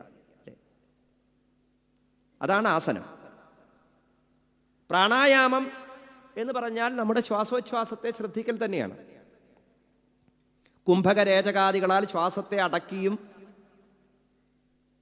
ശ്വാസനിശ്വാസങ്ങളിലൂടെ അതിൻ്റെ ഗതികളെ വേണ്ടതുപോലെ ശ്രദ്ധിച്ചുകൊണ്ട്, അതിൻ്റെ താളത്തെ ശ്രദ്ധിച്ചുകൊണ്ട് വർത്തിക്കലാണ് പ്രാണായാമം. യഥാർത്ഥത്തിൽ നമ്മളൊരു വാടക വീട് നോക്കുകയാണെങ്കിൽ ആ വീടിനുള്ളിൽ കയറി അതിൻ്റെ കിണർ എവിടെയാണ്, മുറ്റമുണ്ടോ, വണ്ടി കയറ്റിയിടാൻ സാധിക്കുമോ, അടുക്കള വൃത്തിയുള്ളതാണോ, വയറിംഗ് ഒക്കെ വേണ്ട വിധത്തിലായിട്ടുണ്ടോ, കറണ്ടൊക്കെ വേണ്ട വിധത്തിൽ കിട്ടുമോ, ചോർച്ചയുണ്ടോ, മേൽക്കൂരയൊക്കെ നല്ല ഉറപ്പുള്ളതല്ലേ, ചുറ്റും തൊടിയുണ്ടോ, പിന്നിൽ സ്ഥലമുണ്ടോ, ഇതൊക്കെ അന്വേഷിച്ചിട്ടാണ് ഒരു വാടക വീട് താമസിക്കാനായിട്ട് തിരഞ്ഞെടുക്കുന്നത്, അല്ലേ? പക്ഷേ നമ്മളിപ്പോൾ താമസിക്കുന്ന ഈ വാടക വീടോ, നമ്മളിത് വല്ലതും അന്വേഷിച്ച് കിട്ടിയതാണോ? ഈ ശരീരമാകുന്നതായ വീട്, ജീവനെ സംബന്ധിച്ച് ഈ ശരീരം ഒരു വാടക വീട് പോലെയാണ്. ഇതെങ്ങനെയുള്ളതാണെന്നോ ഏത് തരത്തിലുള്ളതാണെന്നോ ഒന്നും അന്വേഷിക്കാതെയാണ് നമ്മൾ ഇതിൽ കുടിയേറിയിരിക്കുന്നത്. പക്ഷെ ഇതിൽ കയറിയതിന് ശേഷമെങ്കിലും നമ്മൾ ഇതിനെക്കുറിച്ച് അന്വേഷിക്കണ്ടേ? അബദ്ധത്തിലൊരു വീട് കിട്ടി താമസിച്ച് തുടങ്ങിയാലെങ്കിലും ആ വീടിൻ്റെ സ്വഭാവം, അതിൻ്റെ സവിശേഷമായ രീതികൾ, ഇതിനെക്കുറിച്ചൊക്കെ ഒന്ന് അന്വേഷിച്ച് മനസ്സിലാക്കേണ്ടതല്ലേ? ആ വീടുമായി നമുക്ക് എത്ര കാലം ഒരു പൊരുത്തപ്പെട്ട് പോകാൻ സാധിക്കും? ഈ അന്വേഷണമാണ് യഥാർത്ഥത്തിൽ ഈ പറഞ്ഞതായ ആസന പ്രാണായാമാദികളൊക്കെ. നാം അധിവസിക്കുന്ന ഈ ശരീരമാണ് ഞാനെന്ന ബോധത്തോടുകൂടി വർത്തിക്കുമ്പോഴാണ് നമുക്ക് ഈ അന്വേഷണങ്ങൾ ഇല്ലാതെ പോകുന്നത്. ഈ ശരീരത്തിലെ നമ്മുടെ ഹൃദയം മിടിച്ചുകൊണ്ടിരിക്കുന്നു, നമ്മൾ ശ്വസിച്ചുകൊണ്ടിരിക്കുന്നു, അല്ലേ? നമ്മൾ ഓർത്താലും ഇല്ലെങ്കിലും നമ്മൾ ശ്വസിച്ചുകൊണ്ടിരിക്കും. കഴിഞ്ഞ ആഴ്ച ഞാൻ ശ്വസിക്കാൻ മറന്നു എന്ന് പറയുന്ന ആരെങ്കിലും ഉണ്ടോ? ഇല്ല. നമ്മൾ ശ്വസിച്ചുകൊണ്ടേയിരിക്കുന്നു, ഓർത്താലും ഇല്ലെങ്കിലും. അതിനനുസരിച്ച് ഹൃദയം മിടിച്ചുകൊണ്ടിരിക്കുന്നു. ഹൃദയത്തിലെ ആ സ്പന്ദനത്തിൻ്റെ ഫലമായി ശരീരത്തിലെ ഞരമ്പുകളിലൂടെ മണിക്കൂറിൽ 40 കിലോമീറ്റർ വേഗതയിൽ രക്തം ചംക്രമണം ചെയ്തുകൊണ്ടിരിക്കുന്നു. അത് ചെന്ന് മസ്തിഷ്കത്തിൽ ഇരച്ചു കയറി അത്യുന്നതങ്ങളായിരിക്കുന്ന ഭാവത്തിലുള്ള വിദ്യുത് പ്രവാഹങ്ങൾ ഉണ്ടായിക്കൊണ്ടിരിക്കുന്നു. നാഡികളിലൂടെ അത് സ്പർശമായി, കാഴ്ചയായി, ശബ്ദമായി നമ്മൾ അനുഭവിക്കുന്നതിനെ മുഴുവനും സ്വീകരിക്കുകയും അത് നമ്മുടെ മസ്തിഷ്കത്തിൽ ഓർമ്മകളാക്കുന്നു, ചിലതുകളെയൊക്കെ ചിന്തകളാക്കുന്നു, വിചാരങ്ങളാക്കുന്നു. ഇതൊക്കെ അനുനിമിഷം സംഭവിച്ചുകൊണ്ടിരിക്കുന്ന ഒരു കാര്യമാണ്. അതിനെ നാം ശ്രദ്ധിച്ചു കഴിഞ്ഞാൽ നമുക്ക് മനസ്സിലാവും യഥാർത്ഥത്തിൽ ഇതിൻ്റെയൊക്കെ ആകെ കൂടിച്ചേരലാണ് ഞാൻ ഈ ശരീരത്തിൽ വർത്തിക്കുന്നതിന് കാരണം, വേറെ ഒന്നുമല്ല. പക്ഷെ ഇതൊന്നും ഇല്ലാതായാലോ? അപ്പോഴും ഞാനുണ്ട് എന്ന തിരിച്ചറിവിലേക്ക് എത്തലാണ് നമ്മുടെ ആവശ്യം. അപ്പം അതിനാദ്യം ഈ ശരീരം എന്താണ് എന്ന് നാം തിരിച്ചറിയണം. നമ്മൾ ഇതിൽ നിലനിൽക്കുന്നത് എങ്ങനെയാണ്, നമ്മളെ ഈ ശരീരത്തോട് ചേർത്ത് നിർത്തുന്നത് എന്താണ്? പക്ഷേ ഭൗതികമായിരിക്കുന്നതായ ശരീരത്തിലെ ഓരോരോ അവയവങ്ങളെയും അതിൻ്റേതായിരിക്കുന്ന പ്രവർത്തനങ്ങളെയും അന്വേഷിക്കുക എന്നത് ഒരിക്കലും സാധ്യമായൊരു കാര്യമല്ല. നമുക്ക് സാധ്യമായത് നമ്മൾക്ക് വ്യക്തമായി ബോധ്യമുള്ളൊരു കാര്യം നമ്മുടെ ശ്വാസോച്ഛ്വാസവും നമ്മുടെ ചിന്തയും വിചാരധാരകളുമൊക്കെയാണ്. അതിനെയൊക്കെ വേണ്ടതുപോലെ നിരീക്ഷിക്കലാണ് യഥാർത്ഥത്തിൽ അഷ്ടാംഗയോഗാദികളെ കൊണ്ട് നാം ചെയ്യുന്നത്. പക്ഷേ ഈ നിരീക്ഷണം സാമാന്യമായി നമുക്ക് ഇഷ്ടമുള്ള കാര്യങ്ങൾ കൂടി കുറച്ചധിക സമയം നോക്കി നിൽക്കാൻ നാം ശക്തരല്ല. നമുക്ക് ഇഷ്ടമുള്ളതായ ശബ്ദമാണെങ്കിലും ഒരു പരിധി കഴിഞ്ഞാൽ നമുക്ക് അതിനോട് അവജ്ഞ ഉണ്ടാകുന്നു. ചിരപരിചയാത് അവജ്ഞാഭവതി എന്ന് പറയുന്നത്. അപ്പം വിഷയങ്ങൾ ഇങ്ങനെ മാറി മാറി അനുഭവിക്കുമ്പോഴാണ് നമുക്ക് സുഖമുണ്ടാകുന്നത്. ഒരു വിഷയം അനുഭവിച്ച് അത് ദുഃഖമായി പരിണമിക്കുമ്പോൾ അടുത്ത വിഷയം നമുക്ക് സുഖമാണെന്ന് തോന്നുന്നു. അപ്പം അത്തരത്തിലുള്ളതായ മനസ്സിൻ്റെ പ്രവർത്തനങ്ങൾ ഈ പറഞ്ഞതായ പ്രാണായാമം, ധ്യാനം, ധാരണ മുതലായവയ്ക്ക് വേണ്ടതുപോലെയുള്ള ശ്രദ്ധ നമുക്ക് നൽകില്ല എന്നുള്ള കാരണത്താൽ ആ ശ്രദ്ധയ്ക്ക് വേണ്ടി ഈ പറഞ്ഞതായി 25 തത്വങ്ങളും വിരാട് പുരുഷ സ്വരൂപത്തിൽ, വാസുദേവ സ്വരൂപത്തിൽ കണ്ട് കേശാദിപാദം ആ ഈശ്വരനെ ധാരണ ചെയ്ത് ഈശ്വരഭാവത്തെ ഹൃദയത്തിൽ ചേർത്ത് നിർത്താനായിട്ട് പരിശ്രമിക്കണം. ആ പരിശ്രമത്തിന് വേണ്ടിയാണ് സഞ്ചിന്തയേത് ഭഗവതശ്ചരണാരവിന്ദം എന്നിങ്ങനെ ഭഗവാന്റെ സ്ഥൂല സഗുണഭാവം, ബ്രഹ്മത്തിൻ്റെ ശബളഭാവം, അതിനെ ധ്യാനിക്കുവാനുള്ളതായ ഉപദേശം കപില മഹർഷി കൊടുക്കുന്നു. ഭഗവാന്റെ ഓരോ അംഗോപാംഗങ്ങളെയും സൂക്ഷ്മമായി ധാരണ ചെയ്ത് മനസ്സിൽ ചേർത്ത് നിർത്തലാണ് ധ്യാനയോഗം. മനസ്സിൽ അത് എത്രത്തോളം നിൽക്കുന്നു എന്ന് ശ്രദ്ധിച്ചുകൊണ്ട് വർത്തിക്കുക. നിധിധ്യാസനം അത് കഴിഞ്ഞാൽ ഒരു നിമിഷത്തിൻ്റെ ഏതോ ഒരു മാത്രയിൽ ആ ഭഗവത് സ്വരൂപം ഹൃദയത്തിൽ തെളിഞ്ഞാൽ അത് ധ്യാനാവസ്ഥ. ആ തെളിഞ്ഞ സ്വരൂപത്തെ നിരന്തരമായി നിലനിർത്തലാണ് സമാധിഭാവം. അത് നിരന്തരമായി നിലനിർത്തണമെങ്കിൽ എങ്ങനെയാ? സർവഭൂതജാലങ്ങളിലും ഭഗവത് സ്വരൂപം തന്നെ വർത്തിക്കുന്നു എന്നുള്ളതായ നിരന്തരമായിരിക്കുന്ന ഉപാസനയിലൂടെ ആ അനുഭവം ഉണ്ടായി വരണം. അപ്പോൾ സർവഭൂത സുഹൃത് ഭാവം മുതലായിരിക്കുന്ന ഭക്തന് പറഞ്ഞിരിക്കുന്ന ലക്ഷണങ്ങളൊക്കെ അനുഭവത്തിൽ വരും. എല്ലാറ്റിലും ഈശ്വര സ്വരൂപം കാണാനുള്ള അവസ്ഥ. ഇങ്ങനെ അഷ്ടാംഗയോഗത്തെ പറഞ്ഞു കൊടുത്തു. ഇത് കേട്ടപ്പോഴും ദേവഹൂതി നമ്മൾ ഇരിക്കുന്ന പോലെ തന്നെയാണ് ഇരിക്കുന്നത്. ഇതൊക്കെ കേൾക്കാൻ നല്ല സുഖമാണ്. പക്ഷേ ഇതൊക്കെ എങ്ങനെയാണ് അനുഭവിക്കുക? ഈ പറഞ്ഞതായ ശാസ്ത്ര ചിന്തകളിലൂടെ സമാധിഭാവത്തെ കൈവരിക്കാൻ, ജ്ഞാനയോഗത്തിലൂടെ സമാധിഭാവത്തെ കൈവരിക്കുക എന്ന് പറഞ്ഞു കഴിഞ്ഞാൽ അത് കഠിന പരിശ്രമം തന്നെയാണ്. അനുഭവത്തിലേക്ക് എത്തുവാനുള്ള എളുപ്പവഴി അത് ഭഗവാൻ എന്താണോ ധാരണയ്ക്കായി സ്വരൂപമായി പറഞ്ഞു കൊടുത്തത്, ആ ഭഗവത് സ്വരൂപത്തെ ഹൃദയത്തിൽ ചേർത്ത് നിർത്തുക എന്നത് തന്നെയാണ് ഉത്തരം പറഞ്ഞത്. അവനവൻ്റെ ഉള്ളിലുള്ളത് എന്താണോ അതിനെ ചുറ്റിലുമുള്ളതിൽ കാണുക. ചേതനാചേതനങ്ങളെ തിരിച്ചറിയാനുള്ള വഴി അത് മാത്രമാണ്.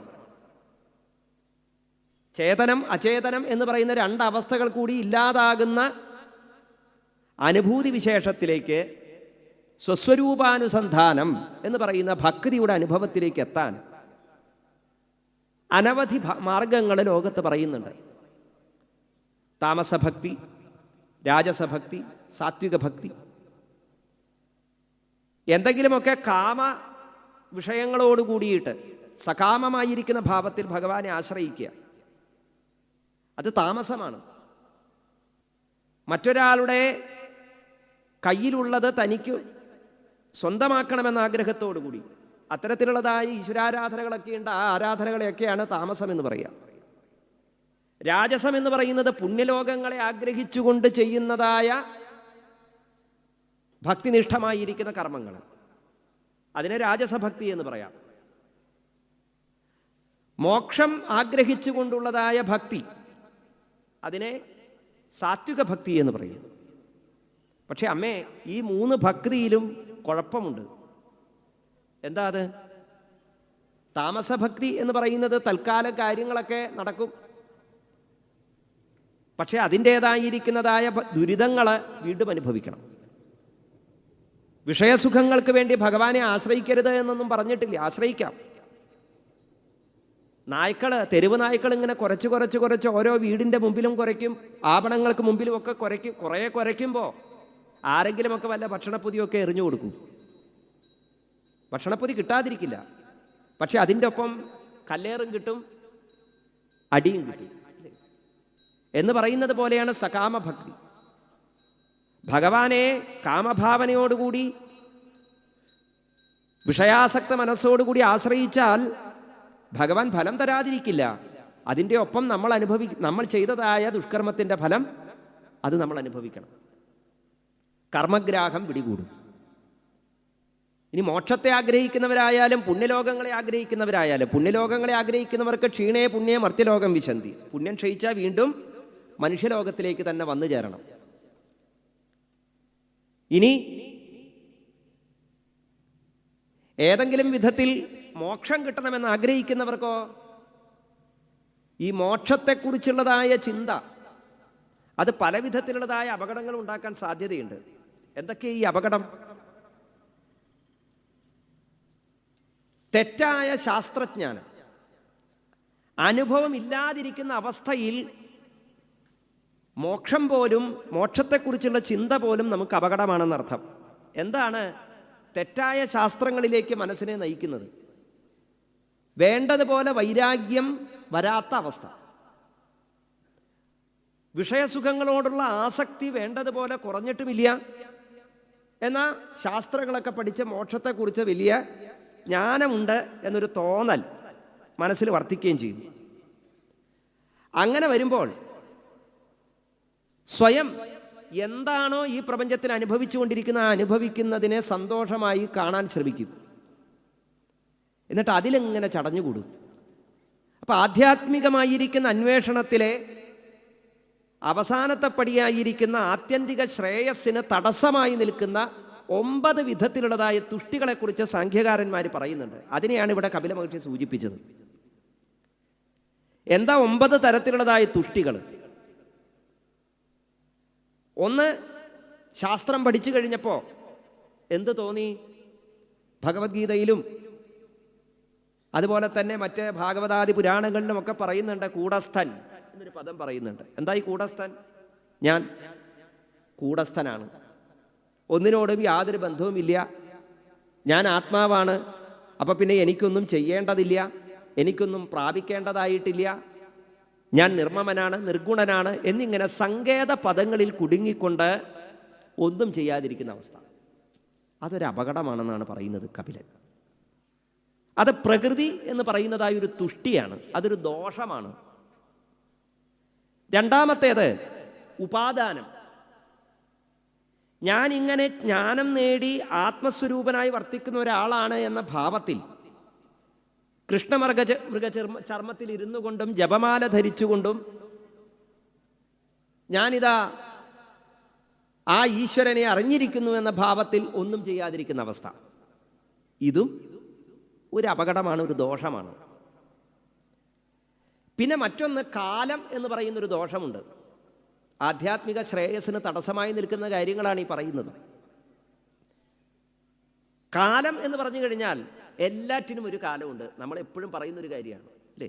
ജീവിതത്തിലെ എന്ത് കാര്യത്തിനും നമ്മൾ പറയുന്ന ഒന്നാണ് കാലം. കാലം വരുമ്പോൾ ഒക്കെ നേരെയാവും എന്ന് പറയും.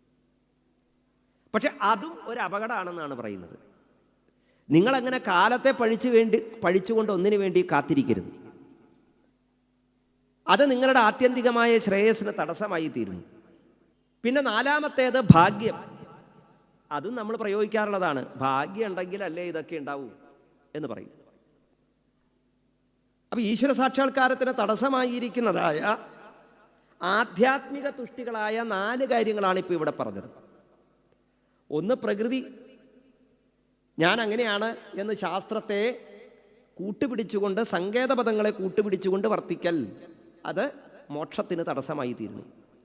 ഉപാദാനം, അത് പാഖണ്ഡമതമാണ്. ഞാൻ അങ്ങനെയാണ് എന്ന് സ്വയം മറ്റുള്ളവരെ ബോധിപ്പിക്കാൻ ശ്രമിച്ചുകൊണ്ട് കൃഷ്ണമൃഗ ചർമ്മത്തിലിരുന്നും അക്ഷമാല ധരിച്ചും ഒക്കെ വർത്തിക്കുന്നതായ അവസ്ഥ, ഉപാദാനം എന്ന് പറയുന്ന ദോഷം. പിന്നെ എല്ലാറ്റിനും സമയമുണ്ടല്ലോ, ഞാൻ വെറുതെ പ്രവർത്തിച്ചിട്ട് എന്ത് കാര്യം എന്ന് ചിന്തിച്ചിരിക്കുന്നതായ ആലസ്യം. പിന്നെ ഭാഗ്യം. ഭാഗ്യം ഉണ്ടെങ്കിലേ ഇതൊക്കെ കിട്ടൂ എന്ന് പറയുന്നതായ ഒരു പിന്തിരിപ്പൻ മനോഭാവം. ഇതൊക്കെ പ്രപഞ്ച അനുഭവം, പ്രപഞ്ചത്തിന് മുഴുവൻ നിറഞ്ഞു നിൽക്കുന്ന ആ ഈശ്വരാനുഭവത്തിന് തടസ്സമായി തീരുന്ന ഘടകങ്ങളാണ്. ഇത് ആധ്യാത്മിക ദോഷങ്ങൾ. രണ്ടാമത്തേത്, ബാഹ്യമായിരിക്കുന്ന ചില തുഷ്ടികൾ നമ്മളെ ഇതിൽ നിന്ന് പിന്തിരിപ്പിക്കുന്നുണ്ട്. നമ്മളൊക്കെ അക്കൂട്ടത്തിൽ പെടുന്നവരധികവും. എന്താ ഈ ബാഹ്യമായ തുഷ്ടികൾ? ഒന്ന്, ആർജനം.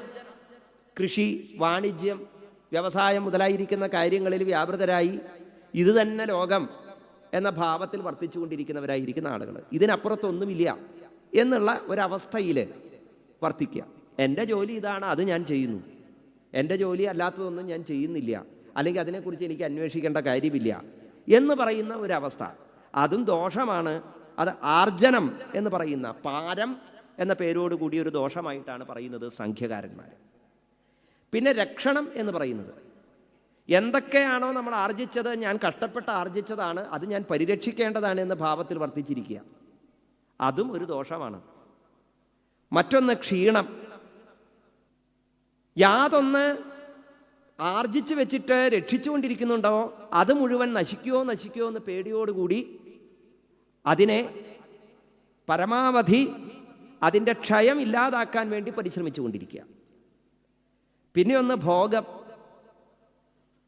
ഈ രാഗാദികളാണ് വിഷയങ്ങൾക്ക് കാരണം എന്ന് മനസ്സിലാക്കിക്കൊണ്ട് ഒന്നിനെയും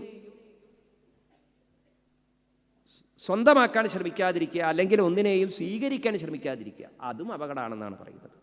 അപ്പം ഇങ്ങനെ 9 തരത്തിലുള്ളതായ തുഷ്ടികളെക്കുറിച്ച് സാഖ്യന്മാർ പറയുമ്പോൾ ഈ പറഞ്ഞ 9 തുഷ്ടികളും, തുഷ്ടി എന്ന പദത്തിന് സന്തോഷമെന്നാണ് അർത്ഥം. നമ്മൾ ആ രീതിയിൽ പെട്ടെന്ന് കേൾക്കുമ്പോൾ നമുക്ക് തോന്നും 9 തരത്തിലുള്ള സന്തോഷങ്ങളെക്കുറിച്ചല്ലേ പറഞ്ഞത്. ശരിയാണ്, ഇതൊക്കെ സന്തോഷങ്ങളാണ്. പക്ഷേ ഈ സന്തോഷങ്ങൾ യഥാർത്ഥത്തിൽ ദുഃഖങ്ങളാണ് എന്നാണ് സാഖ്യകാരന്മാർ പറയുന്നത്.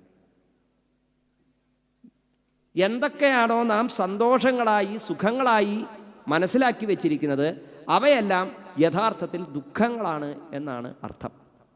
ശരീര പരിഗ്രഹോ ദുഃഖ എന്ന് പറഞ്ഞതായ ശരീരത്തെക്കുറിച്ചുള്ളതായ ഡെഫിനിഷൻ, ശരീരം സ്വയം ദുഃഖമാണ്. മാത്രമല്ല ശരീരം എപ്പോഴും ദുഃഖത്തെയാണ് ഇഷ്ടപ്പെടുന്നത്. അതിന് കാരണം ദുഃഖം എപ്പോഴും നമ്മളെ അലസരാക്കി തീർക്കുന്നു. ശരീരത്തിന് ഇഷ്ടമോ?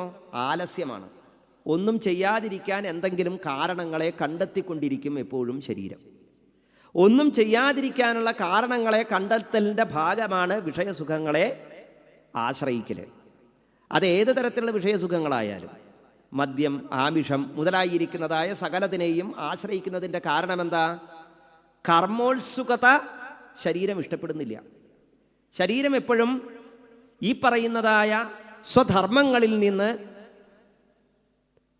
പിന്തിരിയാൻ ശ്രമിച്ചുകൊണ്ടിരിക്കുന്ന ഒന്നാണ്. ശരീരം എന്ന് പറഞ്ഞു കഴിഞ്ഞാൽ മനസ്സാണ്. മനസ്സും ശരീരവും രണ്ടും രണ്ടല്ല. ശരീരമാണ് ഞാൻ എന്ന ബോധത്തോടുകൂടി വർത്തിക്കുന്ന മനസ്സ്, അത് ശരീരസ്വരൂപവും ഈ ശരീരം ഞാനല്ല എന്ന തിരിച്ചറിവോടുകൂടി വർത്തിക്കുന്നതായ മനസ്സ് ഈശ്വരസ്വരൂപവുമാണ് എന്നാണ് സാഖ്യകാരന്മാർ പറയുന്നത്. അത്തരത്തിലുള്ളതായ ശരീരത്തിൻ്റെ ഈ ആലസ്യത്തെ ഇല്ലാതാക്കിക്കൊണ്ട് ലോകസ്യ മിഥ്യാഭിമതേര ചക്ഷുഷശ്ചിരം പ്രസുപ്തസ്യ തമസ്യനാശ്രയേ ശ്രാന്തസ്യ കർമ്മസ്വനുവിദ്ധയാ ധിയാ ത്വമാവിരാസി കില യോഗഭാസ്കര. യാഥാർത്ഥത്തിൽ അല്ലയോ ഭഗവാനെ അവിടുന്ന് വന്നു ചേർന്നത് ഇത്തരത്തിലുള്ളതായ ജീവന്മാർ ശരീരത്തിൽ വർത്തിക്കുമ്പോൾ ആ ശരീരത്തിൽ ഇരുന്നു കൊണ്ട് ഈശ്വരേച്ഛ യാതൊന്നാണോ പൂർത്തീകരിക്കേണ്ടത് അത് പൂർത്തീകരിക്കാതെ അലസരായി വർത്തിക്കുമ്പോൾ അവരുടെ ഉള്ളിലുള്ളതായ അജ്ഞാനമാകുന്ന അന്ധകാരത്തെ ഇല്ലാതാക്കി ജ്ഞാനമാകുന്ന പ്രകാശത്തെ തെളിയിക്കാനായി അനുഭവസ്വരൂപനായിട്ടാണല്ലോ ഭഗവാൻ അവതരിച്ചിരിക്കുന്നത്. അങ്ങനെയുള്ള ഭഗവാൻ എനിക്ക് പറഞ്ഞു തരണം. ആ അനുഭവം പറഞ്ഞു തരണം എന്നല്ല, അത് അനുഭവത്തിൽ തന്നെ എനിക്ക് അനുഗ്രഹമായിട്ട് പകർന്നു തരണം എന്നാണ് ദേവഹൂതിയുടെ അഭ്യർത്ഥന. ഭക്തിയോഗത്തെ വിവിധങ്ങളായ ഭാവത്തിൽ ഇങ്ങനെ പറഞ്ഞതിന് ശേഷം ജീവികൾ ഈ ഭക്തിയോഗത്തെ ആശ്രയിക്കാതെ സ്വശരീരത്തിൽ ഇരുന്നു കൊണ്ട് വിഷയാസക്തരായി വിഷയസുഖങ്ങളിൽ മാത്രം വ്യാപൃതരായിക്കൊണ്ട് അനവധി തരത്തിലുള്ളതായ പാപകർമ്മങ്ങളെ ചെയ്ത് നരകാദി ലോകങ്ങളെ പ്രാപിക്കുന്നു എന്ന തത്വത്തെ താമസഗതിയായി വിവരിച്ചു. കുടുംബഭരണാദികൾക്ക് വേണ്ടി ചെയ്യുന്നതായ ഓരോ കർമ്മങ്ങളും അതിനെ ഈശ്വരേച്ഛാസ്വരൂപമായി കാണാതെ ഞാൻ ചെയ്യുന്നു എന്ന ഭാവനയോടുകൂടി പ്രവർത്തിച്ച് കർമ്മബന്ധങ്ങൾ വന്ന് ആ കർമ്മഗ്രാഹത്താൽ കുടുങ്ങി അതിൽ നിന്ന് രക്ഷയില്ലാതെ എത്രത്തോളം അഴിക്കാൻ ശ്രമിക്കുന്നുവോ വീണ്ടും വീണ്ടും കുടുങ്ങിക്കൊണ്ടിരിക്കുന്ന കെട്ടായി മാറി ആ ബന്ധനത്തിൽപ്പെട്ട ജീവന്മാർ ഒടുവിൽ കാലപാശത്താൽ കെട്ടിവലിക്കപ്പെട്ട് നരകാദി ലോകങ്ങളെ പ്രാപിക്കുന്നു. നരകാദി ലോകങ്ങളിൽ ചെന്ന് ശിക്ഷകളെല്ലാം അനുഭവിക്കുന്നു. അല്ലയോ അമ്മേ, ഞാൻ ഈ പറഞ്ഞപ്പോൾ നരകവും സ്വർഗവും എന്ന് പറയുന്നത് ഒരു സങ്കല്പമാണ്, അതില്ലാത്തതാണ് എന്നൊക്കെ പലരും പറയുന്നുണ്ട്. ആ പറച്ചിലിനൊക്കെയുള്ള ഒരു മറുപടി കൂടിയാണ്. എന്താ കാരണം? നാം കാര്യത്തിൽ തന്നെ കാരണത്തെ കണ്ടെത്താനായിട്ട് സാധിക്കും. കാര്യേവ കാരണസ്യ പ്രതിപത്തി. കാര്യത്തിൽ തന്നെ കാരണമുണ്ട്. എന്താ? ഈ പ്രപഞ്ചത്തിൻ്റെ കാരണമാകുന്നതായ അഗ്നി, ജലം, വായു, ആകാശം, ഭൂമി എന്നിവ ഈ പ്രപഞ്ചത്തിൽ തന്നെ നമുക്ക് കാണാൻ സാധിക്കുന്നു. അപ്പോൾ പിന്നെ ഈ പഞ്ചഭൂതാത്മക തത്വങ്ങളായിരിക്കുന്ന സകലതിനെയും യോജിപ്പിച്ച കാലത്തെ നമ്മൾ ഈ പ്രപഞ്ചത്തിൽ തന്നെ കാലസ്വരൂപമായി വിവിധ ഭാവത്തിൽ കാണുന്നു. അപ്പോൾ അതേപോലെ സ്വർഗനരകാദികളാകുന്ന യാതനാസ്വരൂപങ്ങളെയും നമുക്കിവിടെ തന്നെ കാണാൻ സാധിക്കും. അത്രൈവ നരകസ്വർഗ ഇതി മാതപ്രചക്ഷതേ ആ യാതനാ വൈ നാരക്യ താ ഇഹാപ്യുപലക്ഷിത. എന്തൊക്കെ യാതനകളാണോ നരകത്തെക്കുറിച്ച് പറഞ്ഞത് അതൊക്കെ നമുക്ക് ഈ ഭൂമിയിൽ തന്നെ കാണാം. കൃമികളായി ഇഴജന്തുക്കളായി ഒക്കെ ജനിച്ചതായ സകല ജീവന്മാരും ഓരോ ശരീരത്തിൽ ഇരുന്നു കൊണ്ട് അനുഭവിക്കുന്ന യാതനകൾ കണ്ടാൽ തന്നെ നമുക്ക് മനസ്സിലാവില്ലേ? ഈ ഭൂമിയിൽ തന്നെ ഇത്രത്തോളം യാതനകൾ ഉണ്ടെങ്കിൽ നാം ശരീരത്തിൽ ഇരുന്നു കൊണ്ട് ചെയ്ത കർമ്മങ്ങളുടെ ഫലം അനുഭവിക്കാൻ ഇങ്ങനെയുള്ള നരകയാതനകൾക്ക് വേണ്ടി നമ്മൾ സജ്ജരാവുന്നു. അത് അനവധി ദേഹങ്ങൾ സ്വീകരിച്ചിട്ടാവാം, അല്ലെങ്കിൽ മറ്റു പല ലോകങ്ങളിലും എത്തിയിട്ടാവാം, എന്ത് വേണമെങ്കിലും ആവാം. പിന്നെ ഈ പ്രപഞ്ചത്തിൻ്റെ മുഴുവൻ കേന്ദ്രം ഭൂമിയാണ് എന്നൊരു സങ്കല്പമില്ല. വേദം തന്നെ പറയുന്നത് പരമേ വ്യോമൻ എന്നാണ്. വ്യോമമാണ്, വ്യോമത്തിലിരിക്കുന്നതായ ധ്യേയ സദാ സവിതൃമണ്ഡല മധ്യവർത്തി എന്നാണ്. എപ്പോഴും സദാധ്യേയ, എപ്പോഴും ധ്യാനിച്ചു കൊണ്ടിരിക്കണം. ആരെ? സവിതൃമണ്ഡല മധ്യവർത്തി, സൂര്യപ്രകാശത്തിൻ്റെ മധ്യത്തിൽ വർത്തിക്കുന്നതായ സ്വരൂപത്തിലാണ് വിഷ്ണുവിനെ ധ്യാനിക്കാൻ നമ്മളോട് പറഞ്ഞിരിക്കുന്നത്. അപ്പോൾ തേജോമയമായിരിക്കുന്നതായ ആ സവിതൃമണ്ഡലമാണ് യഥാർത്ഥത്തിൽ പ്രപഞ്ചത്തിൻ്റെ കേന്ദ്രം എന്ന് പറഞ്ഞിട്ടുണ്ട്. അപ്പോൾ ഭൂമി കേന്ദ്രമല്ല. ഭൂമിയെപ്പോലെ അനവധി ലോകങ്ങളുണ്ട്. ആ ലോകങ്ങൾക്കൊക്കെ കേന്ദ്രമായിരിക്കുന്നത് ആ വിഷ്ണു ചൈതന്യം തുളുമ്പുന്ന ആ പ്രകാശമണ്ഡലമാണ്. വേദത്തിലും അത് തന്നെയാണ് പറയുന്നത്. നാസദാസി സൂക്തം മുതലായിരിക്കുന്ന സൂക്തങ്ങളിലൂടെയൊക്കെ ഈ പ്രപഞ്ചത്തിൽ നമ്മൾ ഇന്ന് കാണുന്ന സകലതും നശിച്ചു പോകാം. ജ്യോതിർഗോളങ്ങൾ നശിച്ചു പോവും, എല്ലാം നശിച്ചു പോകും. പക്ഷേ ഈ പറയുന്നതായ ചൈതന്യം ശുദ്ധ ശൂന്യത മാത്രമായി നിലനിൽക്കുമ്പോഴും ഈ ചൈതന്യ സ്വരൂപം അവിടെ നിലനിൽക്കുന്നു. അപ്പം അതുകൊണ്ട് നരകാദി ലോകങ്ങളൊന്നും ഇല്ല എന്ന് കരുതണ്ട. അതൊക്കെ ഉണ്ട്. അതിൻ്റെ തെളിവാണ് എന്ത്? ഈ ഭൂമിയിൽ തന്നെ നമ്മൾ അനുഭവിക്കുന്നതായ അനവധി തരത്തിലുള്ള നരകയാതനകൾ, നരക തുല്യമായ യാതനകൾ. ജീവൻ ഈ ദുഷ്കർമ്മങ്ങളൊക്കെ ചെയ്ത് നരകയാതനകൾ അനുഭവിച്ച് എന്തെങ്കിലും ചെയ്തതായ പുണ്യത്തിൻ്റെ ഫലമായി വീണ്ടും ഒരു ശരീരത്തെ പ്രാപിക്കുന്നതിന് വേണ്ടി അമ്മയുടെ ഗർഭപാത്രത്തിലേക്ക് വരുന്നു. എന്നിട്ടോ പുരുഷന്റെ രേതസ്സിലൂടെ ദമ്പത്യോ പ്രാണസംശ്രയാത് ആനന്ദഗ്രന്ഥിരേകോയം അപത്യമിതി കഥ്യതേ. പുരുഷന്റെ രേതസ്സിലൂടെ സ്ത്രീയുടെ ഗർഭപാത്രത്തിലെത്തുന്നതായ ആ ജീവകണം കലലമായി തീർന്ന് ഒരു രാത്രി കൊണ്ട് തന്നെ രക്തത്തോട് ചേർന്നതായ ജീവതത്വമായി മാറി പിന്നെ ബുദ്ബുദമായി പരിണമിച്ച് 10 ദിവസം കൊണ്ട് കർക്കന്ധു എന്ന രൂപത്തിലായി തീർന്ന് പിന്നെ കരചരണാദികൾ ഉണ്ടായി വന്ന് ബോധമുണ്ടായി വന്ന് 9-ാം മാസത്തിൽ പ്രസൂനവായുവിലൂടെ പുറത്തേക്ക് തള്ളപ്പെടുന്നതായ സമയത്ത് ആ ജന്തു പ്രാർത്ഥിക്കുന്നു.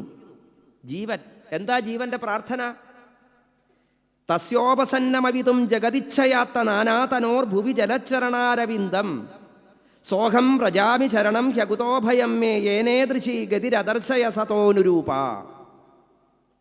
എത്രയെത്ര ജന്മജന്മാന്തരങ്ങളിലൂടെ അനവധി ശരീരങ്ങളെ അനുഭവിച്ച് വിഷയസുഖങ്ങളിൽ ലാലസമായിട്ടുള്ളതായ സകല പാപകർമ്മങ്ങളും ചെയ്തുവെങ്കിലും എപ്പോഴോ ചെയ്ത പുണ്യത്തിൻ്റെ ഫലമായി എനിക്കിങ്ങനെ ഒരു ശരീരം പ്രാപിക്കാൻ ആരാണോ കാരണമായിട്ടുള്ളത് ആ കാരണ ചൈതന്യത്തെ ഞാനിതാ ആ ഈശ്വരപാദങ്ങളെ നമസ്കരിക്കുന്നു എന്ന് ജീവൻ സ്തുതിക്കുന്നു എന്ന് കപിലൻ അമ്മയോട് പറയുമ്പോൾ അമ്മയുടെ ഗർഭപാത്രത്തിൽ നിന്ന് ഇങ്ങനെ ഒരു സ്വരൂപം പൂണ്ട് ഭഗവാൻ ജനിച്ചപ്പോഴും ഭഗവാന് പോലും ഇത് അനുഭവിക്കേണ്ടി വന്നു എന്ന് തന്നെയാണ് സൂചന, അല്ലേ?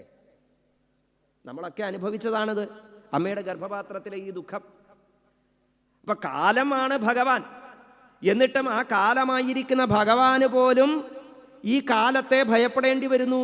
അതുകൊണ്ടാണല്ലോ കാലത്തെ അടിസ്ഥാനപ്പെടുത്തിക്കൊണ്ട് ഭഗവാൻ അനവധി തരത്തിലുള്ള അവതാരങ്ങൾ എടുക്കേണ്ടി വരുന്നത്, ഗർഭവാസ ദുരിതം അനുഭവിക്കേണ്ടി വരുന്നത്. അപ്പം അത് തെറ്റല്ല, ആ പറഞ്ഞതിന് യുക്തി കുറവൊന്നുമില്ല, അത് ലക്ഷണവിരുദ്ധമല്ല. എന്താ കാരണം? ഭഗവാൻ അങ്ങനെ സ്വയം നിയമിച്ചതായ പ്രപഞ്ചത്തിൽ കാലത്തെ ഭയപ്പെടുക എന്നതാ ഒരു നിയമം. കാലം എപ്പോഴും ഗ്രസിക്കുന്ന സ്വഭാവത്തോടു കൂടിയുള്ളതാണ്. നാം തന്നെ നിശ്ചയിച്ചതായ നമ്മുടെ കാലം നമ്മളെ തന്നെ വിഴുങ്ങിക്കൊണ്ടിരിക്കുന്നത്, നമ്മൾ അനുനിമിഷം എണ്ണിക്കൊണ്ടിരിക്കുന്നവരാണ്. കാലത്തെ എണ്ണാതിരിക്കുന്ന ആരെങ്കിലും ഉണ്ടോ ഈ കൂട്ടത്തിൽ? കലണ്ടർ നോക്കാതെ വാച്ച് നോക്കാതെ നമുക്ക് ഒരു നിമിഷം പോലും ഇരിക്കാൻ സാധിക്കുകയില്ല. ഉണ്ടോ? നമ്മുടെ ഇന്നത്തെ ദിവസം, നാളത്തെ ദിവസം, മറ്റന്നാളത്തെ ദിവസം, ഇപ്പം സമയം എത്രയായി, അടുത്ത ക്ഷണം എത്ര സമയമാവും? യഥാർത്ഥത്തിൽ നമ്മൾ എണ്ണുന്നത് എന്താ? നാം കാലത്തിൻ്റെ വായ്ക്ക് അകപ്പെട്ടുകൊണ്ടിരിക്കുന്നതായ ആ അവസ്ഥയെയാണ് നമ്മൾ അനുഭവിച്ചു കൊണ്ടിരിക്കുന്നത്, അറിഞ്ഞുകൊണ്ടിരിക്കുന്നത് അനുനിമിഷം. അങ്ങനെ അനുനിമിഷം കാലത്തെ നമുക്ക് ഭയമുള്ളത് കൊണ്ടാണ് നമ്മളെപ്പോഴും കാലത്തെ ശ്രദ്ധിച്ചു കൊണ്ടിരിക്കുന്നത്. അങ്ങനെയുള്ള ആ നിയമത്തെ ഭഗവാൻ തന്നെ സ്വയം അനുസരിച്ചിരിക്കുന്നു. സ്വയം ഭഗവാൻ ഉണ്ടാക്കിയതായ ഒരു നിയമത്തെ ഭഗവാൻ അനുസരിച്ചില്ലെങ്കിൽ പിന്നെ ലോകത്തിനനുസരിക്കാൻ സാധിക്കില്ലല്ലോ. അതുകൊണ്ടാണ് ഗർഭവാസ ദുരിതമാകുന്നതായ അനുഭവത്തിലൂടെ തന്നെയാണ് അമ്മയുടെ ഗർഭപാത്രത്തിൽ നിന്ന് ഞാനും വന്നത്. ഇപ്പൊ ജീവൻ അവസാനം പ്രാർത്ഥിക്കുന്നത് എന്താ? ഈ പറയുന്നതായ പ്രാപഞ്ചികമായ പ്രകൃഷ്ടേണ പഞ്ചീകൃതമായത് എന്നർത്ഥം വരുന്നതായ ഈ പ്രപഞ്ചത്തിലെ വിഷയസുഖങ്ങളിലേക്ക് ലാലസിക്കുന്നതിന് മുമ്പ്, ബുദ്ധി ചേരുന്നതിന് മുമ്പ്, ഈ ശരീരമാണ് ഞാൻ എന്ന ബോധം ഉറയ്ക്കുന്നതിന് മുമ്പ് ആ ജീവൻ ആഗ്രഹിക്കുന്നു ഇപ്പൊ കിട്ടിയതായ ഈ ഓർമ്മ, ഭഗവത് സ്മരണ, ഇത് അടുത്ത ക്ഷണം എനിക്ക് നഷ്ടമാകും. അത് നഷ്ടമാകുന്നതിന് മുമ്പേ തന്നെ ഭഗവാന്റെ പാതാരവിന്ദങ്ങളിൽ ലയിച്ചു ചേർന്ന് ആ ഭഗവാനിലേക്ക് സ്വയം വിലീനനായി മോക്ഷത്തെ പ്രാപിക്കണമെന്ന് ആഗ്രഹിക്കുന്ന ജീവന്റെ സ്തുതിയാണ് അവിടെ കാണുന്നത്. ആ സ്തുതിക്ക് ശേഷമാണ് നമ്മളൊക്കെ പിറന്നത്. അതിനുശേഷം എന്തുണ്ടായി? വീണ്ടും ഈ ലോകത്തിൽ വന്നതോടെ ഈ വിഷയങ്ങളിൽ നമ്മൾ ലാലസരായി നമ്മൾ നമ്മളെക്കുറിച്ച് മറന്നു. ഈ പ്രപഞ്ചത്തിൽ ജനിച്ച സമയത്ത് നമ്മൾ ഉറക്കെ കരഞ്ഞു. ആ കരച്ചിലിൻ്റെ അർത്ഥം യഥാർത്ഥത്തിൽ നമുക്കിപ്പോഴും അറിയുകയില്ല. ആ കരച്ചിലിൻ്റെ അർത്ഥം എന്താ? ഈ പ്രപഞ്ചത്തിൽ ജനിച്ചുപോയി എന്നതിൻ്റെ ദുഃഖമാണ്. എന്താ ആ ദുഃഖത്തിന് കാരണം? ഞാൻ മറക്കാൻ സാധ്യതയുള്ളതാണിത് എന്ന് അറിഞ്ഞുകൊണ്ടാണ് ജീവൻ സ്തുതിച്ചതെന്ന് നേരത്തെ പറയുന്നുണ്ട്. അപ്പം നമുക്കൊക്കെ കൃത്യമായി അറിയാവുന്നൊരു കാര്യം പെട്ടെന്ന് നമ്മുടെ മനസ്സിൽ നിന്ന് മറച്ച് കുറച്ച് കാലത്തേക്ക് നമ്മളിവിടെ ആടാനായിട്ട് വന്നു. യകൃത്വ വിശ്വരംഗം രജനീയവനികം പ്രോജ്വലത് ഭാനുദീപം ശശ്വത് സന്തുഷ്ട സംപ്രേക്ഷകം അഖില ജഗത് ഭ്രാന്തി നാട്യം വിദത്യ കർമ്മമുഖോച്ചണ്ഡ മാർദ്ദംഗികലയവശകാൻ വാസനാഗാനസക്രാൻ ജീവഛാത്രാൻ മുകുന്ദ സ്വയമഭിരമതേ ക്രീഡയൻ സ്വസ്തു ഭൂത്യൈ. പ്രപഞ്ചമാകുന്നതായി അരങ്ങില് സൂര്യനാകുന്ന കളിവിളക്ക് തെളിയിച്ച് രാത്രിയാകുന്ന കർട്ടനയുയർത്തി നമ്മളെപ്പോലെയുള്ള ജീവന്മാരാകുന്നതായ നമ്മുടെ കർമ്മങ്ങളാകുന്ന മൃദംഗധ്വനികളെ കൊണ്ട്, നമ്മുടെ വാസനകളാകുന്ന ഗാനങ്ങളെ കൊണ്ട് നമ്മളെയൊക്കെ ഇങ്ങനെ നടനം ചെയ്യിപ്പിച്ച് ആ നാടകം സ്വയം കണ്ട് ആസ്വദിക്കുന്നു സാക്ഷാൽ ഭഗവാൻ. അങ്ങനെയുള്ളതായ ഈ പ്രപഞ്ച മായയിലേക്ക് ജീവൻ വന്നു ചേർന്നാൽ വീണ്ടും ജീവൻ ഇങ്ങനെ വിഷയലോലുപരായിട്ട് വർത്തിച്ചുകൊണ്ടിരിക്കുന്നു. ഗൃഹസ്ഥ ജീവിതം നയിക്കുന്നവരായിരിക്കുന്ന ആളുകൾ സ്വധർമ്മത്തിലൂടെ സദ്ഗതിക്ക് വേണ്ടി പരിശ്രമിക്കണം എന്ന് ഭഗവാൻ ഭക്തിയോഗനിഷ്ഠമായിരിക്കുന്ന ജീവിതം നയിച്ചാൽ ഈ വിഷയസുഖങ്ങളിൽ നിന്നൊക്കെ നിവൃത്തി വന്ന സുഖദുഃഖങ്ങളെ സമമായി കണ്ട് നമുക്ക് ശാന്തഭാവത്തിൽ നമ്മുടെ ജന്മത്തെ സാർത്ഥകമായി പൂർത്തീകരിക്കാൻ സാധിക്കും എന്ന് ഉപദേശിക്കുകയാണ് 32-ാമത്തെ അധ്യായത്തിൽ ഭക്തിയോഗ നിഷ്ഠമായിട്ട് ചെയ്യുന്നത്. അപ്പം ഭക്തിയിൽ നിഷ്ഠമായിരിക്കുന്ന ജീവിതം, ഭഗവത് വിചാരത്തോടുകൂടി നാം നമ്മുടെ ധർമ്മങ്ങളെ അനുഷ്ഠിക്കുക, അതാണ് യഥാർത്ഥത്തിൽ ഈ ജീവിതത്തിൽ ചെയ്യേണ്ടത് എന്ന് ലളിതമായി നമുക്ക് ഉപദേശം തരുന്നു.